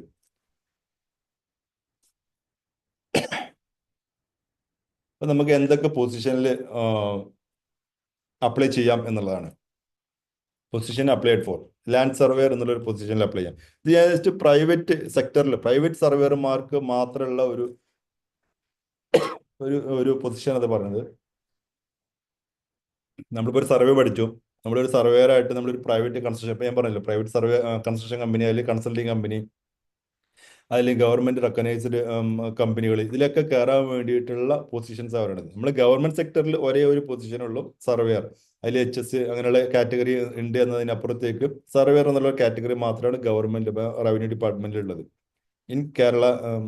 ഞാൻ സ്റ്റേറ്റ് പറയുകയാണെങ്കിൽ അതേസമയം ഒരു കോൺട്രാക്ടിങ് കമ്പനിയാണ് അല്ലെങ്കിൽ കൺസൾട്ടിങ് കമ്പനി ആണെങ്കിൽ അവിടെ വരുന്ന പൊസിഷൻസ് ആണ് ഇതൊക്കെ: land surveyor, senior surveyor, project surveyor, survey engineer, survey manager. പ്രൊജക്ടിന്റെ വലുപ്പത്തിനനുസരിച്ച് ഇത്രയും പൊസിഷൻസ് അവിടെ ഉണ്ടാവും എന്നുള്ളതാണ്. കാരണം ഒരു ഒരു ഉം, ഒരു എന്താ പറയാ, ഒരു 10 കിലോമീറ്റർ റോഡ് പ്രൊജക്റ്റ് ആണ്. റോഡിന് തന്നെ പറയുന്നത് കുറച്ചും കൂടി ഞാൻ വിസിബിലിറ്റി കാണിക്കാൻ വേണ്ടിയിട്ട് റോഡ് പറയുന്നത്, എല്ലാവർക്കും റോഡ് ഫെമിലിയർ ആയതുകൊണ്ട്. 10 കിലോമീറ്റർ റോഡ് പ്രൊജക്റ്റ് ആണെങ്കിൽ അവിടെ ഈ പറഞ്ഞ രീതിയിൽ ഒരു എഞ്ചിനീയറിംഗ് റോഡ് പ്രൊജക്റ്റ് ആണെങ്കിൽ ഈവൻ ഒരു പ്രൊജക്ട് സർവേയർ വരെയുള്ള ഒരു പത്തോളം സർവേയർമാർ ഉണ്ടാവും എന്നുള്ളതാണ്. നമ്മുടെ നാട്ടിൽ അത്രത്തോളം ഇല്ലെങ്കിലും ഗൾഫ് കൺട്രീസിൽ, GCCയിൽ, ദുബായിൽ, ഖത്തറിൽ, അങ്ങനെയുള്ള GCCയിലൊക്കെ ഈ പറയുന്ന രീതിയിലുള്ള സർവേയർമാർ ഉണ്ടാവും എന്നുള്ളതാണ്. കാരണം അത്രയും വലിയ ഒരു റോഡ് പ്രൊജക്ട് വരുന്നതിന്റെ താഴെ അത്രയും യൂട്ടിലിറ്റീസും അത്രയും പൈപ്പ് ലൈൻസും അതുപോലെ തന്നെ മറ്റ് സ്യൂവറേജ്, വാട്ടർ, സ്റ്റോം വാട്ടർ എന്നുള്ള രീതിയിലുള്ള അണ്ടർഗ്രൗണ്ട് കേബിൾസ് കുറേ വരും. ഇതെല്ലാം ലേ ചെയ്തതിന് ശേഷം മാത്രമേ റോഡിന്റെ കൺസ്ട്രക്ഷൻ സ്റ്റാർട്ട് ചെയ്യുള്ളൂ. ഇത്തരത്തിൽ പല പല ഡിവിഷൻസ് ആയിട്ട് പല പല സർവേയർമാരും ആക്ടിവിറ്റീസിൽ ഉണ്ടാവും എന്നുള്ളതാണ്. ഇനി ലാൻഡ് സർവേ ഇൻ കേരള. അതായത് licensed surveyor are mainly who's passed ITA survey or chain survey, but those who have studied survey course in private survey training institute also private surveyors. അതായത് ഇപ്പൊ പല ആളുകളുടെയും കൺസേൺ, നാട്ടിലൊരു സർവേയർ ആവാൻ എന്താ ചെയ്യേണ്ടത്, ഒരു ലാൻഡ് സർവേയർ ആവാൻ എന്താ ചെയ്യേണ്ടത്. ഇപ്പൊ നമുക്കറിയാം നാട്ടിൽ ഒട്ടനവധി സർവേയറിന്റെ വാക്കൻസികൾ, അതായത് പ്രൈവറ്റ് ആയിട്ട് സർവേ അളക്കാൻ വേണ്ടിയിട്ടുള്ള എൻക്വയറീസ് വന്നുകൊണ്ടിരിക്കുന്നുണ്ട്. ഇപ്പൊ നമുക്ക് അപ്പൊ ഇതിൽ വെബിനാറിനെ രജിസ്ട്രേഷൻ ചെയ്ത പലരും ചോദിക്കുന്നത് നമുക്കൊരു നാട്ടിലൊരു ലൈസൻസ്ഡ് സർവേയർ ആവാൻ എന്താ ചെയ്യേണ്ടത് എന്നുള്ള ഒരു ചോദ്യമാണ്. അപ്പൊ അതിന് ചെറിയൊരു ക്ലാരിറ്റി ഞാൻ നൽകാം.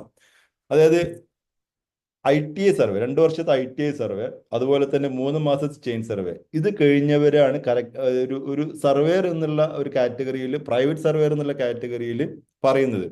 പക്ഷെ ഇത് കഴിഞ്ഞവർ മാത്രമേ സർവേയർ ആവാൻ പറ്റുള്ളൂ എന്ന് എവിടെയും പറഞ്ഞിട്ടില്ല. ഓക്കെ, ഇപ്പോ പ്രൈവറ്റ് ഇൻസ്റ്റിറ്റ്യൂട്ടിൽ പഠിച്ച സർവേയർ ആയവർക്കും സർവേ വർക്കുകൾ ചെയ്യാം. ഓക്കെ, പക്ഷെ ഇതിൽ മെയിൻ ആയിട്ട് ശ്രദ്ധിക്കേണ്ട കാര്യം, ഞാൻ ഇപ്പോൾ കറക്റ്റ് ആയിട്ട് പറയുന്നു, മെയിൻ ആയിട്ട് ശ്രദ്ധിക്കേണ്ട കാര്യം, നമ്മുടെ നാട്ടിലെ കേരളത്തിലെ ഡ്രോയിങ് സിസ്റ്റം ഇപ്പോഴും FMB എന്നുള്ള ഒരു കാറ്റഗറിയാണ്. Field measurement book. അതായത് പഴയ മാനുവലായിട്ട് ചെയ്ത റെക്കോർഡ്സ്, ഡ്രോയിങ്സ് ആണ് ഇപ്പോഴും നിലവിലുള്ളത്. അതിനെ ഇപ്പൊ ഡിജിറ്റലൈസ് ആക്കുന്ന എൻ്റെ ഭൂമി എന്നുള്ള പദ്ധതി ഇപ്പൊ നടന്നുകൊണ്ടിരിക്കുന്നത്, ഡിജിറ്റലൈസേഷൻ നടന്നുകൊണ്ടിരിക്കുന്നത്. അത് വന്നാൽ ഒന്നും കൂടെ നമുക്ക് ഡിജിറ്റലി ഭയങ്കരമായിട്ടുള്ള ഡിമാൻഡ് ആവുമെന്നുള്ളതാണ്. പക്ഷെ ഇപ്പോഴും മാനുവലി ആയിട്ടുള്ള FMB സ്കെച്ചാണ് നിലവിൽ നാട്ടിൽ നടത്തിക്കൊണ്ടിരിക്കുന്നത്. ഈ FMB സ്കെച്ചിനെ കുറിച്ച് കൂടുതലായിട്ട് നല്ല ഡീറ്റെയിൽഡ് ആയിട്ട് അറിയുന്നവർക്ക് മാത്രമാണ് നാട്ടിൽ ഈ പറഞ്ഞ സർവേ വർക്കുകൾ, FMB ബേസ്ഡ് സർവേ വർക്കുകൾ ചെയ്യാൻ പറ്റുള്ളൂ എന്നുള്ളതാണ്. ഈവൻ ITA കഴിഞ്ഞ അല്ലെങ്കിൽ ചെയിൻ സർവേ കഴിഞ്ഞ ഒരു സ്റ്റുഡന്റിന് വേഗം പോയിട്ട് ഈ വർക്കുകൾ ചെയ്യാൻ പറ്റില്ല, അത് 100% ഉറപ്പാണ്. പക്ഷേ ലൈസൻസ്ഡ് സർവേയർ അവർ മാത്രമാണ് പറ്റുള്ളൂ എന്ന് പറഞ്ഞിട്ട് അവരെ അളക്കാൻ നിന്ന് കഴിഞ്ഞാൽ ഒരു പക്ഷേ ഇവിടുത്തെ ഒരു പ്രൊജക്ട് നടക്കൂല, ഒരു വർക്ക് നടക്കില്ല. കാരണം ഇപ്പൊ ഇവിടെ സർവേ ചെയ്തുകൊണ്ടിരിക്കുന്നത് വില്ലേജ് ഓഫീസിലെ വില്ലേജ്മാൻമാര്, അതുപോലെ തന്നെ മറ്റുള്ള നാട്ടില് ഹെൽപ്പറായിട്ട് നടന്ന വ്യക്തികളൊക്കെ, ടാപ്പും പിടിച്ച് നടന്ന ആളുകളാണ് സർവേ എന്നുള്ള കാറ്റഗറിയിൽ ചെയ്യുന്നത്. അപ്പോൾ FMB കറക്റ്റായിട്ട് പ്ലോട്ട് ചെയ്യാൻ അറിയുന്ന വ്യക്തികളാണെങ്കിൽ നിങ്ങൾക്ക് പ്രൈവറ്റ് ഇൻസ്റ്റിറ്റ്യൂട്ടിൽ സർവേ ട്രെയിനിങ് പഠിച്ചു കഴിഞ്ഞ്, സർവേ കോഴ്സ് എടുത്തു കഴിഞ്ഞാൽ അവർക്ക് പ്രൈവറ്റ് സർവേയറായിട്ട് വർക്ക് ചെയ്യാൻ പറ്റും എന്നുള്ളതാണ് ഞാൻ അടിയവരായിട്ട് പറയുന്നൊരു കാര്യം. കാരണം സർട്ടിഫിക്കറ്റ് അല്ല പ്രാധാന്യം, FMB വെച്ചിട്ട് സർവേ ചെയ്യാൻ അറിയണം എന്നുള്ളതാണ്. കാരണം അത്രയും ഇമ്പോർട്ടൻ്റ് ആണ് ഓരോ ബൗണ്ടറികളും നമ്മുടെ നാട്ടില്. കാരണം ഒരു വ്യക്തിയിൽ നിന്ന് ഒരു വ്യക്തിയിലേക്ക് പോകുമ്പോൾ ആ കറക്റ്റായിട്ട് ബൗണ്ടറി പിടിക്കാൻ പറ്റുക എന്നുള്ളതാണ്. ഈ മെഷർമെന്റ് അല്ല സാർ, FMB ഒരു ഡൗട്ട് ചോദിക്കട്ടെ സാറേ? ലാസ്റ്റ് മതിയോ? അതിപ്പോ ഹലോ. ചോദിക്കട്ടെ? ആ, മതി മതി മതി. ഓക്കെ, ശരി. കഴിയാറായി കേട്ടോ. ഓക്കെ. ഓക്കെ, അപ്പോ FMB ബേസ്ഡ് സർവേ ചെയ്യാൻ പറ്റുക എന്നുള്ളതാണ് ഇമ്പോർട്ടൻ്റ് ആയിട്ടുള്ള കാര്യം. ഓക്കെ, ഇനി നമ്മളുടെ കോഴ്സിനെ കുറിച്ച് ഷെയർ ചെയ്യാം ഞാൻ. ഇവിടെ സെയ്റ്റ്ന പ്രൊവൈഡ് ചെയ്യുന്ന കോഴ്സുകൾ എന്തൊക്കെയാണെന്നുള്ളത്, സർവേ ബേസ്ഡ് കോഴ്സുകൾ എന്തൊക്കെയാണെന്നുള്ളത്. മോഡേൺ സർവേയിങ് ഫുൾ കോഴ്സസ്, അതായത് ഇപ്പൊ ഞാൻ മുന്നേ പറഞ്ഞ ഇപ്പോൾ total station, auto level, digital level, DGPS, പിന്നെ ബേസിക് ഓട്ടോകാഡ്, ഇതെല്ലാം പഠിപ്പിക്കുന്ന 4 മന്തിന്റെ കോഴ്സാണുള്ളത്. പിന്നെ അതിന് അഡ്വാൻസ് ആയിട്ട് നിങ്ങൾ ഇപ്പോൾ DGPSന്റെ അപ്പുറത്തേക്ക് ഒരാൾക്ക് ഇപ്പോൾ കേരളത്തിൽ പഠിക്കേണ്ട സാഹചര്യം ഇപ്പം നിലവിലില്ല. പിന്നെ ആരെങ്കിലും ഇത് പഠനം കഴിഞ്ഞ് അത് ഒരു കോൺട്രാക്ടിങ് കമ്പനിയിൽ അല്ലെങ്കിൽ സർവേ കമ്പനിയിൽ കയറുമെങ്കിൽ അവിടെ അഡ്വാൻസ്ഡ് ആയിട്ട് എക്യുപ്മെന്റ് ഈസി ആയിട്ട് നിങ്ങൾക്ക് അവിടെ നിന്ന് ക്യാപ്ചർ ചെയ്ത് പോകാൻ പറ്റുന്നുള്ളൂ. കാരണം അവിടെ നിന്ന് ഇത് പഠിച്ചിട്ട് പോകേണ്ട ആവശ്യം ഇല്ല എന്നുള്ളതാണ് ജസ്റ്റ് ഞാൻ സൂചിപ്പിച്ചത്. പിന്നെ സർട്ടിഫൈഡ് ഇൻ ടോട്ടൽ സ്റ്റേഷൻ, അത് 1 മന്ത് കോഴ്സാണ്. ടോട്ടൽ സ്റ്റേഷനും പിന്നെ അതുപോലെ തന്നെ ബേസിക് ഓട്ടോകാർഡും. ഇപ്പം നാട്ടിൽ പ്രൈവറ്റ് സർവേയർ ആയിട്ട് ജോലി ചെയ്യാൻ ആഗ്രഹിക്കുന്ന, അതിൽ ഇപ്പോൾ ഇപ്പോൾ ഒരു കമന്റ് വന്നു ചെയിൻ സർവേ ചെയ്തുകൊണ്ടിരിക്കുന്നു എന്നുള്ള വ്യക്തികൾക്കൊക്കെ ഈസി ആയിട്ട് പഠിക്കാൻ പറ്റുന്ന, ഇപ്പൊ നിലവിൽ ഒരു ലാൻഡ് സർവേ മാത്രമാണ് ഉദ്ദേശിക്കുന്നുള്ളൂ എന്നുണ്ടെങ്കിൽ, ഇപ്പൊ കേരളത്തിലൊരു 1 സെക്കൻഡ്, കേരളത്തിലെ ലാൻഡ് സർവേ എന്നുള്ള ഇപ്പൊ നമ്മൾ സർവേ അളക്കാൻ വേണം എന്നുള്ള രീതിയിൽ മാത്രമാണ് ഉദ്ദേശിക്കുന്നതെങ്കിൽ certified in total station course എടുത്താൽ മതി എന്നുള്ളതാണ്. പിന്നെ സർട്ടിഫൈഡ് ഇൻ DGPS, അതായത് ഇപ്പോൾ ടോട്ടൽ സ്റ്റേഷൻ അറിയുന്നുണ്ടാവും, അവർക്ക് DGPSും കൂടെ വേണം. കാരണം ഇപ്പോൾ ഒരു സർവേ നമ്മൾ നാട്ടിൽ അറിയാൻ പറ്റും, സർവേ വർക്കുകൾ തുടങ്ങി കഴിഞ്ഞാൽ പിന്നെ 10 ഏക്കർ 20 ഏക്കർ 50 ഏക്കറൊക്കെ സ്ഥലം അളക്കാൻ നമുക്ക് എൻക്വയറി വരും. അപ്പോൾ ഈ പറഞ്ഞ പോലെ ടോട്ടൽ സ്റ്റേഷനൊക്കെ അളന്നു കഴിഞ്ഞാൽ ഒരു 10 ദിവസം പിടിക്കും ഒരു 10 ഏക്കർ സ്ഥലം അളക്കണമെങ്കിൽ. അപ്പോൾ അതിനൊക്കെ DGPSന് ഒറ്റ ദിവസം കൊണ്ട് സ്ഥലം അളന്ന് മുന്നോട്ട് പോകാൻ പറ്റും. അപ്പോൾ ഇത്തരത്തിൽ അതിന് അഡ്വാൻസ്ഡ് ആയിട്ട് പഠിക്കണമെന്ന് ആഗ്രഹിക്കുന്ന, ലൈസൻസ് മീൻസ് നാട്ടിൽ പ്രൈവറ്റ് സർവേറായിട്ട് വർക്ക് ചെയ്യാൻ പറ്റുന്ന ആഗ്രഹിക്കുന്ന ആളുകൾക്ക് ഇത് 1 മന്തിന്റെ ഇത് മാത്രം പഠിച്ചാൽ മതി.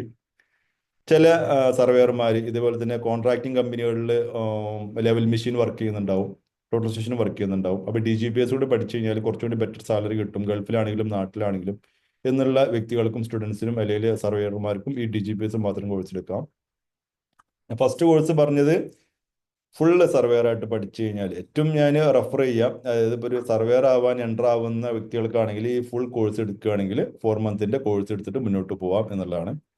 പിന്നെ certified in total station and DGPS, total സ്റ്റേഷനും DGPSും ഒരു കോഴ്സായിട്ട് നമ്മൾ പ്രൊവൈഡ് ചെയ്യുന്നുണ്ട്. അതായത് ഇപ്പോൾ ഒരു കോൺട്രാക്ടിങ് കമ്പനിയിൽ ഓട്ടോ ലെവൽ മാത്രം, അതായത് ഈ ലെവൽസ് കൊടുത്തുകൊണ്ട് നടക്കുന്ന സർവേയർമാരുണ്ട്. നമുക്കറിയാം, നമുക്ക് ഇഷ്ടംപോലെ ഈ ഒരു ഫീൽഡിൽ നിൽക്കുന്നതുകൊണ്ട് കുറേ പേര് ലെവൽസ് മാത്രം വർക്ക് ചെയ്യുന്നവരുണ്ട്. അപ്പോൾ അവർക്ക് വേണ്ടി പ്രൊവൈഡ് ചെയ്യുന്ന ഒരു കോഴ്സാണ് certified total station and DGPS എന്നുള്ളൊരു കോഴ്സ്. അടുത്തൊരു കോഴ്സ് ഞാൻ പറയുന്നത്, ഇതിപ്പോൾ സെയ്റ്റിനെ നമ്മൾ എക്സ്ക്ലൂസീവ് ആയിട്ട് നമ്മൾ ഇപ്പോൾ പ്രൊവൈഡ് ചെയ്യുന്ന ഒരു കോഴ്സാണ് land surveying full course including government chain survey course. 3 മാസത്തെ ഗവൺമെന്റ് ചെയിൻ സർവേ കോഴ്സ് കൂടി ഉൾപ്പെടുത്തിക്കൊണ്ടുള്ള 6 മാസത്തെ ഫുള്ളായിട്ട് survey course. 3 month chain survey, total station, auto level, digital level, DGPS and basic AutoCADs. ഇത് 6 മാസത്തെ കോഴ്സാണ്. അതായത് ഇപ്പോൾ നാട്ടില് ഗവൺമെന്റ് സർവേയർ അല്ലെങ്കിൽ ലൈസൻസ്ഡ് സർവേയർ എന്നുള്ളത് ഇപ്പൊ ഒരു കാറ്റഗറി അങ്ങനെ നിർബന്ധമാക്കുകയാണെങ്കിൽ, ഇതുവരെ ആക്കിയിട്ടില്ല, അത് നിർബന്ധമായിട്ടുള്ളത് കോട്ടയം അങ്കമാലി മേഖലയിൽ മാത്രം നിർബന്ധമാക്കിയിട്ടുണ്ട്. ടോറസ് എന്നുള്ള ഞാൻ ഡീറ്റെയിൽ ആയിട്ട് പറയണമെന്ന് വെച്ചാൽ ഇത് ഏതൊക്കെ കാറ്റഗറിയിലുള്ള ആളുകളാണ് ഉള്ളത് എനിക്കറിയില്ല. പിന്നെ ഞാൻ ഈ വീഡിയോ റെക്കോർഡ് ചെയ്യുന്നുണ്ട്, അപ്പോൾ നമ്മളിത് യൂട്യൂബിൽ ഈ വീഡിയോ ഉണ്ടാവും, അപ്പോൾ അത് ഫോർവേഡ് ചെയ്യാം, നിങ്ങൾക്ക് ആർക്കും റെഫറൻസ് എടുക്കാം, വീണ്ടും കേൾക്കാം. അപ്പോൾ ഞാൻ പറയുന്നത് ടോറസ് എന്നുള്ളൊരു സംവിധാനം ആ മേഖലയിൽ മാത്രം വന്നിട്ടുണ്ട്. അത് കേരളത്തിൽ ഒട്ടും ഫുള്ളായിട്ടും നടപ്പിലാക്കാൻ വേണ്ടി ശ്രമിച്ചിരുന്നു, പക്ഷെ നടന്നിട്ടില്ല. വർഷങ്ങൾക്ക് മുന്നേ ഇപ്പോഴും നിലവിൽ അവിടെ ഉണ്ട്. അവിടെ ഇപ്പോൾ ഒരു രജിസ്ട്രേഷൻ ഡിപ്പാർട്ട്മെന്റിൽ നമ്മൾ സബ് ഡിവിഷൻ ചെയ്താൽ രജിസ്ട്രേഷൻ ചെയ്യാൻ വേണ്ടിയിട്ട് സർവേ ചെയ്ത ഡ്രോയിങ് വേണമെങ്കിൽ ലൈസൻസ്ഡ് സർവേയർ വേണം എന്നുള്ള നിർബന്ധമാണ് ആ ഒരു മേഖലയിൽ മാത്രം. നമ്മുടെ മലബാർ ഏരിയയിലോ അതിലോ പാലക്കാട് വേറെ ഏത് മേഖലയിലും ഈ ഒരു നിർബന്ധം വന്നിട്ടില്ല എന്നുള്ളതാണ്. ഇനി അങ്ങനെ നമുക്ക് ഈ പറഞ്ഞ പോലെ ഗവൺമെന്റ് അപ്രൂവ്ഡ് ആയിട്ടുള്ള ലൈസൻസ്ഡ് സർവേയർ തന്നെ ആവണം എനിക്ക് എന്നുള്ള നിർബന്ധം ഉണ്ടെങ്കിൽ നിങ്ങൾക്ക് 6 മാസത്തെ കോഴ്സ് എടുക്കാം. 6 മാസം കോഴ്സ് എടുത്ത് കഴിഞ്ഞാൽ 3 മാസത്തെ ചെയിൻ സർവേ അത് റെഗുലർ ആയിട്ട് നിർബന്ധമായിട്ടും വരണം. അത് ഗവൺമെന്റിന്റെ എല്ലാ എക്സാമുകളും പ്രൊസീജിയറും മുന്നോട്ട് കൊണ്ടുപോയിട്ടുള്ള ഒരു സംവിധാനമാണ്. അതിനുശേഷം മോഡേൺ ആയിട്ടുള്ള അത് മാത്രം കൊണ്ട് ഒരിക്കലും നിങ്ങൾക്ക് ഫീൽഡിൽ ഇറങ്ങിയിട്ട് കാര്യമില്ല. അത് വെറും ഫുള്ളി മാനുവൽ കാൽക്കുലേറ്റർ പോലും ഉപയോഗിക്കാൻ പറ്റില്ല എന്നുള്ളതാണ്. ഫുള്ളി മാനുവലി ആയിട്ട് ഇപ്പോഴും 80കളിൽ എന്താണ് പഠിപ്പിക്കേണ്ടത് അത് തന്നെ എപ്പോഴും പഠിപ്പിച്ചുകൊണ്ടിരിക്കുന്നത്. ഓക്കെ, സർട്ടിഫിക്കേഷന് വേണ്ടി ഗവൺമെന്റ് സർട്ടിഫിക്കറ്റിന് വേണ്ടി മാത്രം 3 മാസം സ്പെൻഡ് ചെയ്ത് നിങ്ങൾ ആ എക്സാം എഴുതി സർട്ടിഫിക്കറ്റ് കയ്യിൽ വെക്കുക. അതിനുശേഷം ഇപ്പൊ എങ്ങനെയാണോ സർവേ ചെയ്യേണ്ടത്, ഇപ്പൊ എന്താണോ സർവേ ചെയ്യേണ്ടത്, ആ സർവേ മെത്തേഡ് നമ്മളിവിടെ അതിനുശേഷമുള്ള 3 മാസം പഠിപ്പിക്കും. ഈ 2 കാറ്റഗറിയോട് പഠിച്ചു കഴിഞ്ഞാൽ നിങ്ങൾക്ക് ഈസി ആയിട്ട് ഫീൽഡിൽ ഇറങ്ങി സർവേ. അപ്പോൾ ഞാൻ പറയുന്നു FMBയുടെ ഫെമിലിയർ ആയിട്ടുള്ള നമുക്ക് നോളേജ് ഉണ്ടായിരിക്കണം എന്നുള്ളതാണ്. ഇതാണ് ഈ ഒരു കോഴ്സിന്റെ കാറ്റഗറി. ഇനി ഡീറ്റെയിൽഡ് ആയിട്ട് നിങ്ങൾക്ക് ഡൗട്ട്സുകൾ ചോദിക്കാം. Thank you. എന്തായാലും ഈ ഒരു സെഷൻ എല്ലാവരും പങ്കെടുത്തു. ഇനി നിങ്ങൾക്ക് ഓരോരുത്തരായിട്ട് ക്വസ്റ്റ്യൻസ് ചോദിക്കാം, ഞാൻ അതിനുള്ള മറുപടികൾ നൽകാം.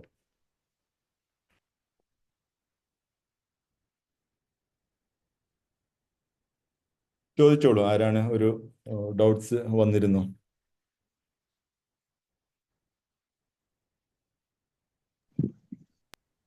Sir hello. പറയൂ. നമുക്ക്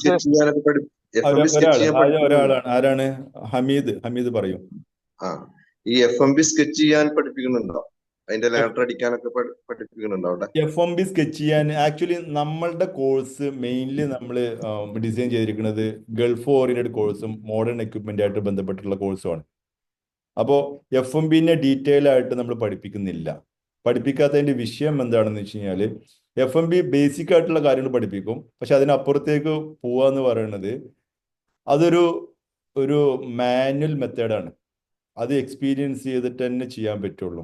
അപ്പോൾ എൻ്റെ ഒരു എക്സ്പീരിയൻസിൽ ഞാൻ പറയാം, ഈവൻ വില്ലേജിൽ വർക്ക് ചെയ്യുന്ന ഒരു വില്ലേജ് മാൻ ഈസി ആയിട്ട് അത് ക്യാപ്ചർ ചെയ്യാൻ പറ്റും. ഒരു സർവേക്കല്ല് എവിടെയാണ് എന്നുള്ളതും ഈ FMB ഈ ലൈൻ എവിടേക്കാ പോകണമെന്നുള്ളതും എന്നുള്ള കാര്യങ്ങൾ ഡീറ്റെയിൽ ആയിട്ട് അവർക്ക് അറിയാൻ പറ്റും. കാരണം അവരുടെ എക്സ്പീരിയൻസ് മാത്രമാണത്.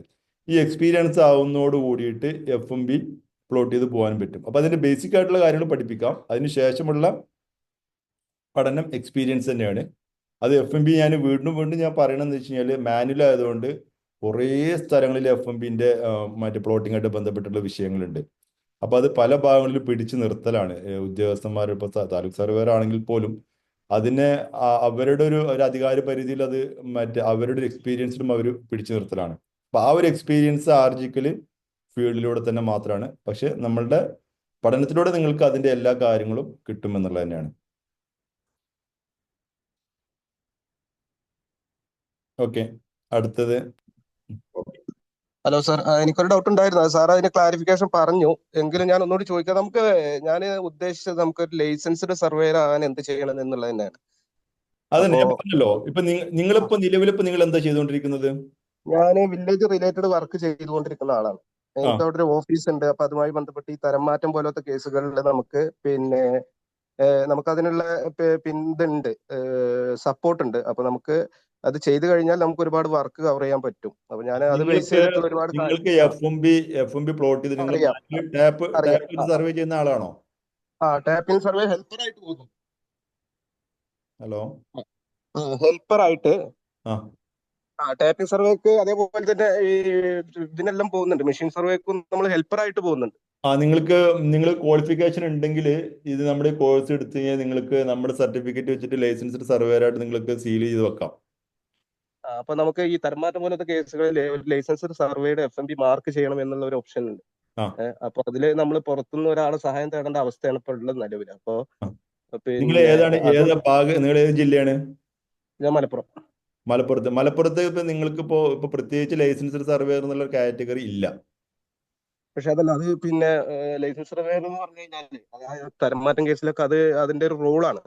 അല്ല, അതുണ്ട്, അതെനിക്കറിയാം, തരംമാറ്റില് ലൈസൻസ് സർവേയർ എന്നുള്ളത്. പക്ഷേ ഇല്ലെങ്കിൽ അത് റിജക്ട് ചെയ്യും.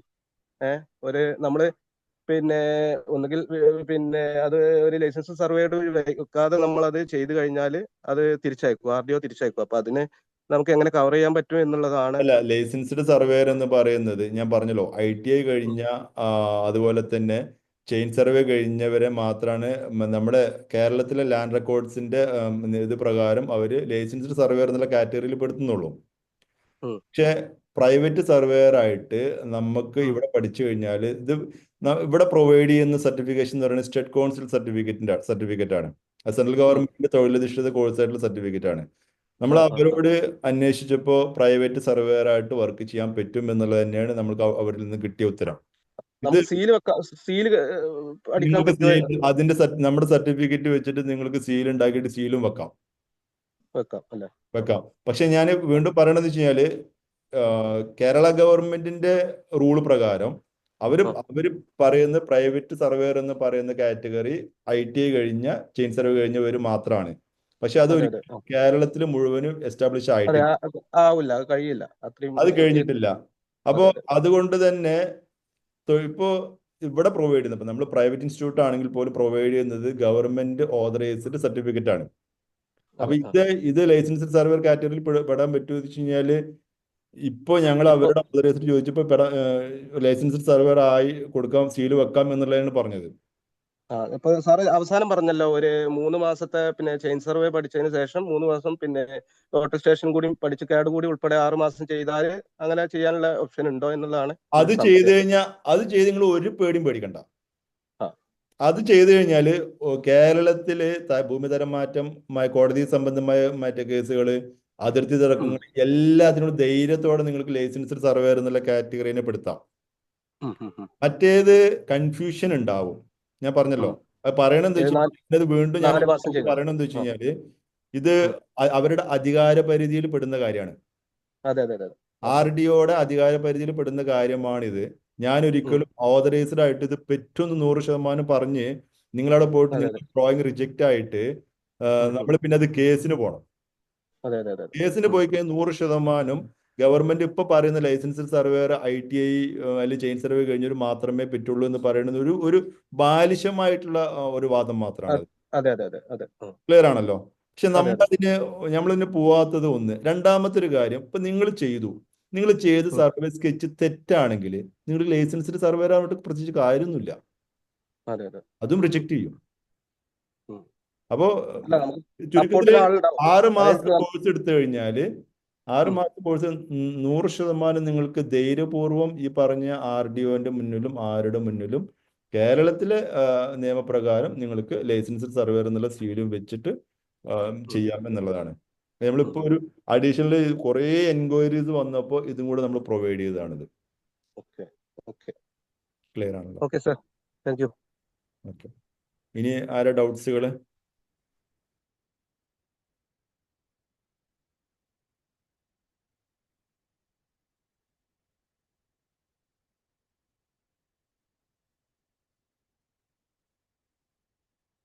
സ്റ്റുഡൻസ് ആരെങ്കിലും ഉണ്ടോ ഇതിൽ? സ്റ്റുഡൻസ് ആരുമില്ല?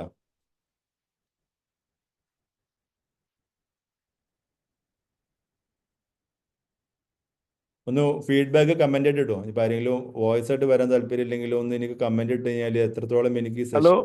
ഒരു ചോദ്യം. ചോദിച്ചോളൂ. അതായത് സാധാരണ ഞാൻ ഒരു ലോയറാണ്. ഓക്കെ. അപ്പോ നമുക്ക് നേരത്തെ ചോദിച്ച ആള് പറഞ്ഞ പോലെ FMB ബേസ് ചെയ്തിട്ടുള്ള ഉം. മെഷർമെന്റ് ആണ് നമുക്ക് സാധാരണ ഉണ്ടാകുക. അതെ.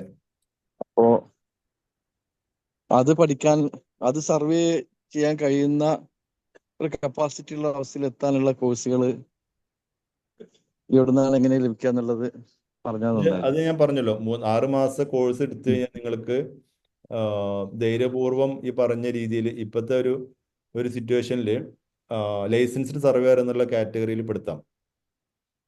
6 മാസ കോഴ്സ് എടുക്കണം. 6 മാസം കോഴ്സ് എടുക്കും അല്ലേ? 1 മാസത്തെ ചെയിൻ സർവേ. അതാണ് ബേസിക് ആയിട്ട് ആ ഗവൺമെന്റ് പറയുന്ന ഒരു ക്വാളിഫിക്കേഷൻ എന്ന് പറയും. ലൈസൻസ്ഡ് സർവേയറിന് ആവശ്യമായ ക്വാളിഫിക്കേഷൻ എന്ന് പറയുന്നത് 3 മാസം ചെയിൻ സർവേയോ അല്ലെങ്കിൽ 2 വർഷത്തെ ITI സർവേയോ ആണ്. ഈ 2 വർഷത്തെ ITI സർവേയിൽ പോലും നമ്മൾ ഈ പറയുന്ന ഇപ്പോൾ ഇൻഡസ്ട്രിയിൽ ഉപയോഗിക്കുന്ന ടോട്ടൽ സ്റ്റേഷനോ അല്ലെങ്കിൽ മറ്റുള്ള എക്യുപ്മെന്റോ DGPSO ഒന്നും പഠിപ്പിക്കുന്നില്ല എന്നുള്ളതാണ്. അപ്പൊ ആ അറ്റ്ലീസ്റ്റ് ആ ലൈസൻസ് ഗവൺമെന്റ് സർട്ടിഫിക്കേഷന് വേണ്ടിയിട്ട് 3 മാസത്തെ ചെയിൻ സർവേ കോഴ്സ് എടുക്കുക. ആ. അതിനുശേഷം 3 മാസത്തെ ഈ പറഞ്ഞ അഡ്വാൻസ്ഡ് എക്യുപ്മെന്റ്സും പഠിക്കുക.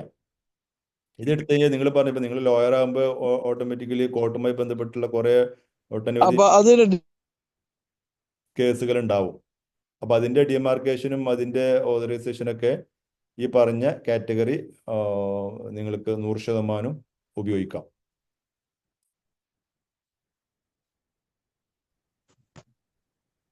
സാർ ഒരു ചോദ്യം. ഹലോ ചോദിച്ചോളൂ. ഹലോ സാറേ.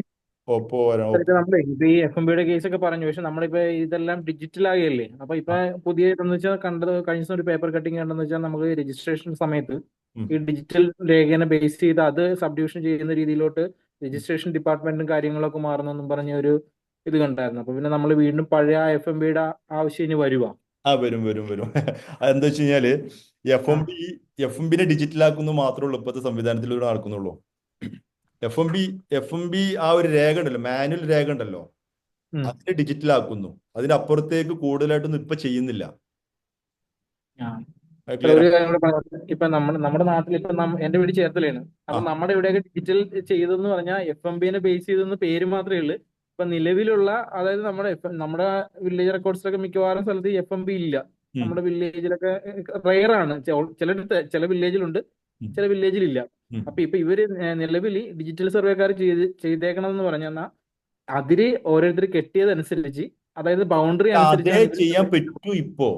അതാണ് അപ്പൊ പിന്നെ കേരളത്തിന്റെ ഏറ്റവും വലിയൊരു ക്രൈസിസ് എന്ന് പറയുന്നത്. അതാണ് ഇപ്പൊ നിലവിൽ നിങ്ങളുടെ അതിര് എന്താണോ നിങ്ങൾ കെട്ടി വെച്ചിരിക്കുന്നത് അതിനെ വട്ടം പിടിച്ചിട്ട് അതിനെ FMB ഉള്ളിൽ ആക്കുക എന്ന് മാത്രമേ ചെയ്യുന്നുള്ളൂ. അല്ലാതെ ഇപ്പോ നിങ്ങളുടെ ഒരു 10 സെന്റ് ലാൻഡ് ഉണ്ട്, നിങ്ങൾക്ക് ഇപ്പൊ നിലവിൽ 8 ഉള്ളൂ എങ്കിൽ അത് നിങ്ങൾക്ക് 10 തരാൻ ഒരു നിർവാഹമില്ല അവർക്ക്. ക്ലിയർ ആണല്ലോ?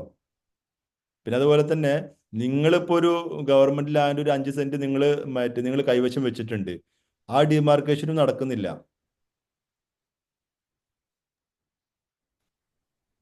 ക്ലിയർ അല്ല, അപ്പൊ പിന്നെ ക്ലിയർ ഈ ഡിജിറ്റൽ സർവേ കഴിയുകയും ചെയ്യുന്നു, മറ്റേ പഴയ FMBനെ ഫോളോ ചെയ്യും, രണ്ടും കൂടെ ഒരു നടക്കത്തില്ലല്ലോ സാറേ. അല്ല, അപ്പൊ പഴയ പിന്നെ ഡിജിറ്റലാവെന്ന് പറഞ്ഞാല് അല്ല. ഇപ്പൊ വേറെ കാര്യമുണ്ട്. കുറച്ചും ആ, കൂടെ നമുക്ക് എന്തായി, ഇതിപ്പോ എന്താ പറയുക, ഇപ്പൊ FMB എന്ന് പറയുന്നത് രേഖകൾ ചെതല് പിടിച്ചു പോകുന്ന അവസ്ഥയാണ് ഇപ്പോൾ ഉള്ളത്. അതെ, മനസ്സിലായില്ലേ? മിക്ക വില്ലേജിലും ഇല്ലെന്ന് തന്നെ പറയാം. ആ അപ്പൊ അതിനെ കമ്പ്യൂട്ടറിലാക്കുക എന്നുള്ളത് തന്നെ വലിയൊരു ടാസ്ക് അല്ലേ? അപ്പൊ ആ, അതാവുന്നുണ്ടെങ്കിൽ അതിനെ ബേസ് ചെയ്തിട്ട് കുറച്ചുകൂടി ക്ലാരിറ്റി ആവും. പിന്നെ ഘട്ടം ഘട്ടമായിട്ടൊക്കെ ഈ പറഞ്ഞ രീതിയിൽ കുറച്ചും കൂടെ വിസിബിൾ ആവും. കാരണം ഇപ്പോ അതിനപ്പുറത്തേക്കൊന്നും ഇപ്പൊ ചെയ്യാൻ പറ്റില്ല. അതുകൊണ്ടാണ് ഇപ്പൊ ആ ഒരു കാര്യം നടക്കുന്നത്. പക്ഷെ അപ്പോഴും അത് സാറേ, ഇപ്പൊ ഞാൻ പറഞ്ഞത് ശരി. ഇപ്പൊ ഈ നിലവിലുള്ള FMBയും ഉം, പറയൂ, പറഞ്ഞോളൂ. ഇപ്പൊ ഇവര് ഡിജിറ്റലൈസ് ചെയ്തേക്കണതും രണ്ടും രണ്ടായ. അപ്പൊ പിന്നെ വീണ്ടുള്ളതാണ് എന്റെ വീണ്ടുള്ള ചോദ്യം.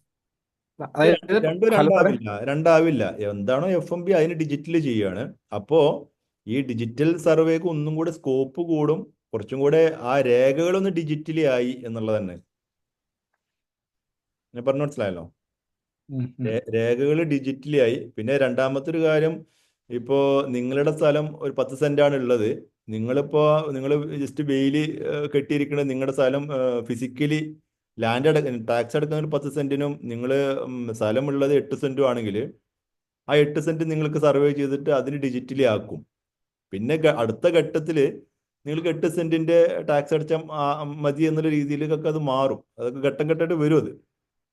കാരണം എല്ലാം കൂടെ ഒരുമിച്ച് ചെയ്യാൻ പറ്റില്ല. അല്ലാണ്ട് വന്നു കഴിഞ്ഞാൽ പരാതി തീരൂല. ക്ലിയർ ആണല്ലോ? അപ്പൊ ചെയ്യാൻ ഇപ്പൊ പറ്റുന്ന നല്ല നിലവിൽ രീതിയിൽ തന്നെയാണ് ചെയ്തിട്ടുള്ളത്.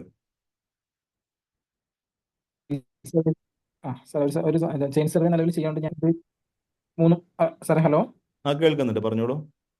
ഇപ്പൊ നിലവിലെ ഞാനിപ്പോ ഈ 3 മാസം കോഴ്സ് ചെയ്താണ്. ചെയിൻ സർവേ അത്യാവശ്യം ചെയ്യുന്നുണ്ട്. ഇപ്പൊ നമ്മൾ ഈ DGPസിലോട്ട് നമുക്ക് നേരിട്ട് മാറാൻ പറ്റുമോ? പറ്റും. അതിനെന്താ? കുഴപ്പമില്ല, നമുക്ക് കിട്ടും മാറാം. പഠിച്ചെടുക്കാം. അതായത് നമുക്ക് ടെക്നിക്ക്, ഞാൻ ഡിഗ്രി ഒക്കെ വേറെ ഇതാണ്, ഇതുപോലത്തെ സർവേ ഇതൊന്നും അല്ല. കുഴപ്പമില്ല, നോ ഇഷ്യൂ. നിങ്ങൾ ചെയിൻ സർവേ കഴിഞ്ഞതാണെങ്കിൽ 100% നിങ്ങൾക്ക് DGPസും പഠിക്കാം, ടോട്ടൽ സ്റ്റേഷനും പഠിക്കാം. പക്ഷെ നിങ്ങൾ നാട്ടില് എന്താ പറയുക, വലിയ വലിയ അളവുകളാണെങ്കിൽ ടോൾ സ്റ്റേഷൻ നിങ്ങൾക്ക് യൂസ് ചെയ്യാം. അതുപോലെ തന്നെ ഇപ്പോൾ ചേർത്തല അവർ കുറച്ചുകൂടി ഓപ്പൺ ഏരിയ ആണ്. അതുകൊണ്ട് DGPS നമുക്ക് യൂസ് ചെയ്യാം. ഈ കുറച്ച് ടെറൈൻ കൂടുതലായിട്ടുള്ള കാട് പോലത്തെ ഏരിയകളിലൊക്കെയാണ് DGPS ഒരു സിഗ്നൽ കിട്ടാത്ത അവസ്ഥ വരിക, അങ്ങനെയൊക്കെ ഉണ്ടാവുക. അപ്പം അങ്ങനത്തെ ഏരിയകളിലാണ് ടോൾ സ്റ്റേഷൻ യൂസ് ചെയ്യുന്നത്, ലാൻഡ് സർവേക്ക് വേണ്ടിയിട്ടുള്ളത്. നിങ്ങൾക്ക് ഈസി ആയിട്ട് നിങ്ങൾക്ക് പഠിക്കാൻ പറ്റും. പഠിക്കാൻ പറ്റും. Okay okay okay, thank you. Okay.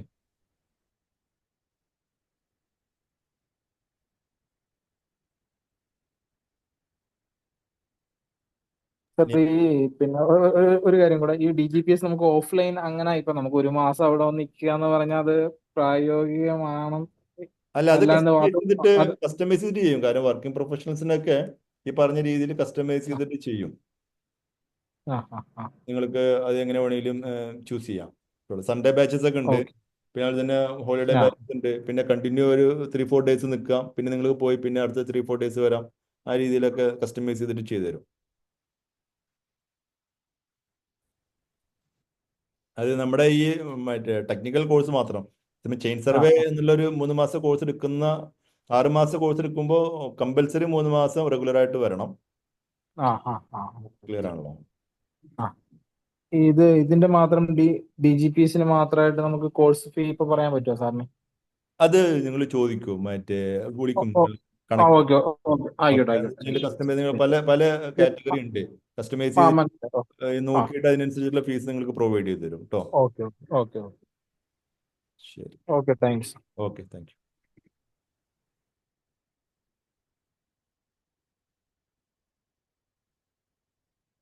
എനിക്കൊന്ന് കമന്റിൽ വോയിസ് വരാത്തവർ കമന്റിൽ ഒന്ന് ഇതിന്റെ ഫീഡ്ബാക്ക് പറയണെങ്കിൽ എനിക്ക് കുറച്ചുകൂടി ഒരു എനർജി വരും.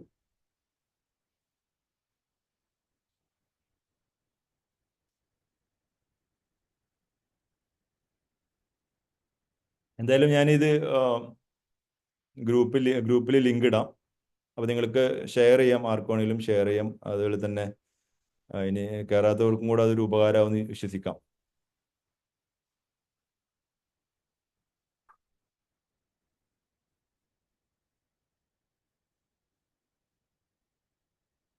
നമുക്കൊന്ന് വൈൻഡപ്പ് ചെയ്യാം.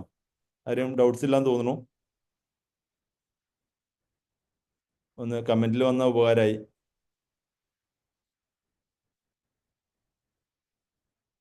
ചാറ്റ് ബോക്സ് ഓപ്പൺ അല്ലേ?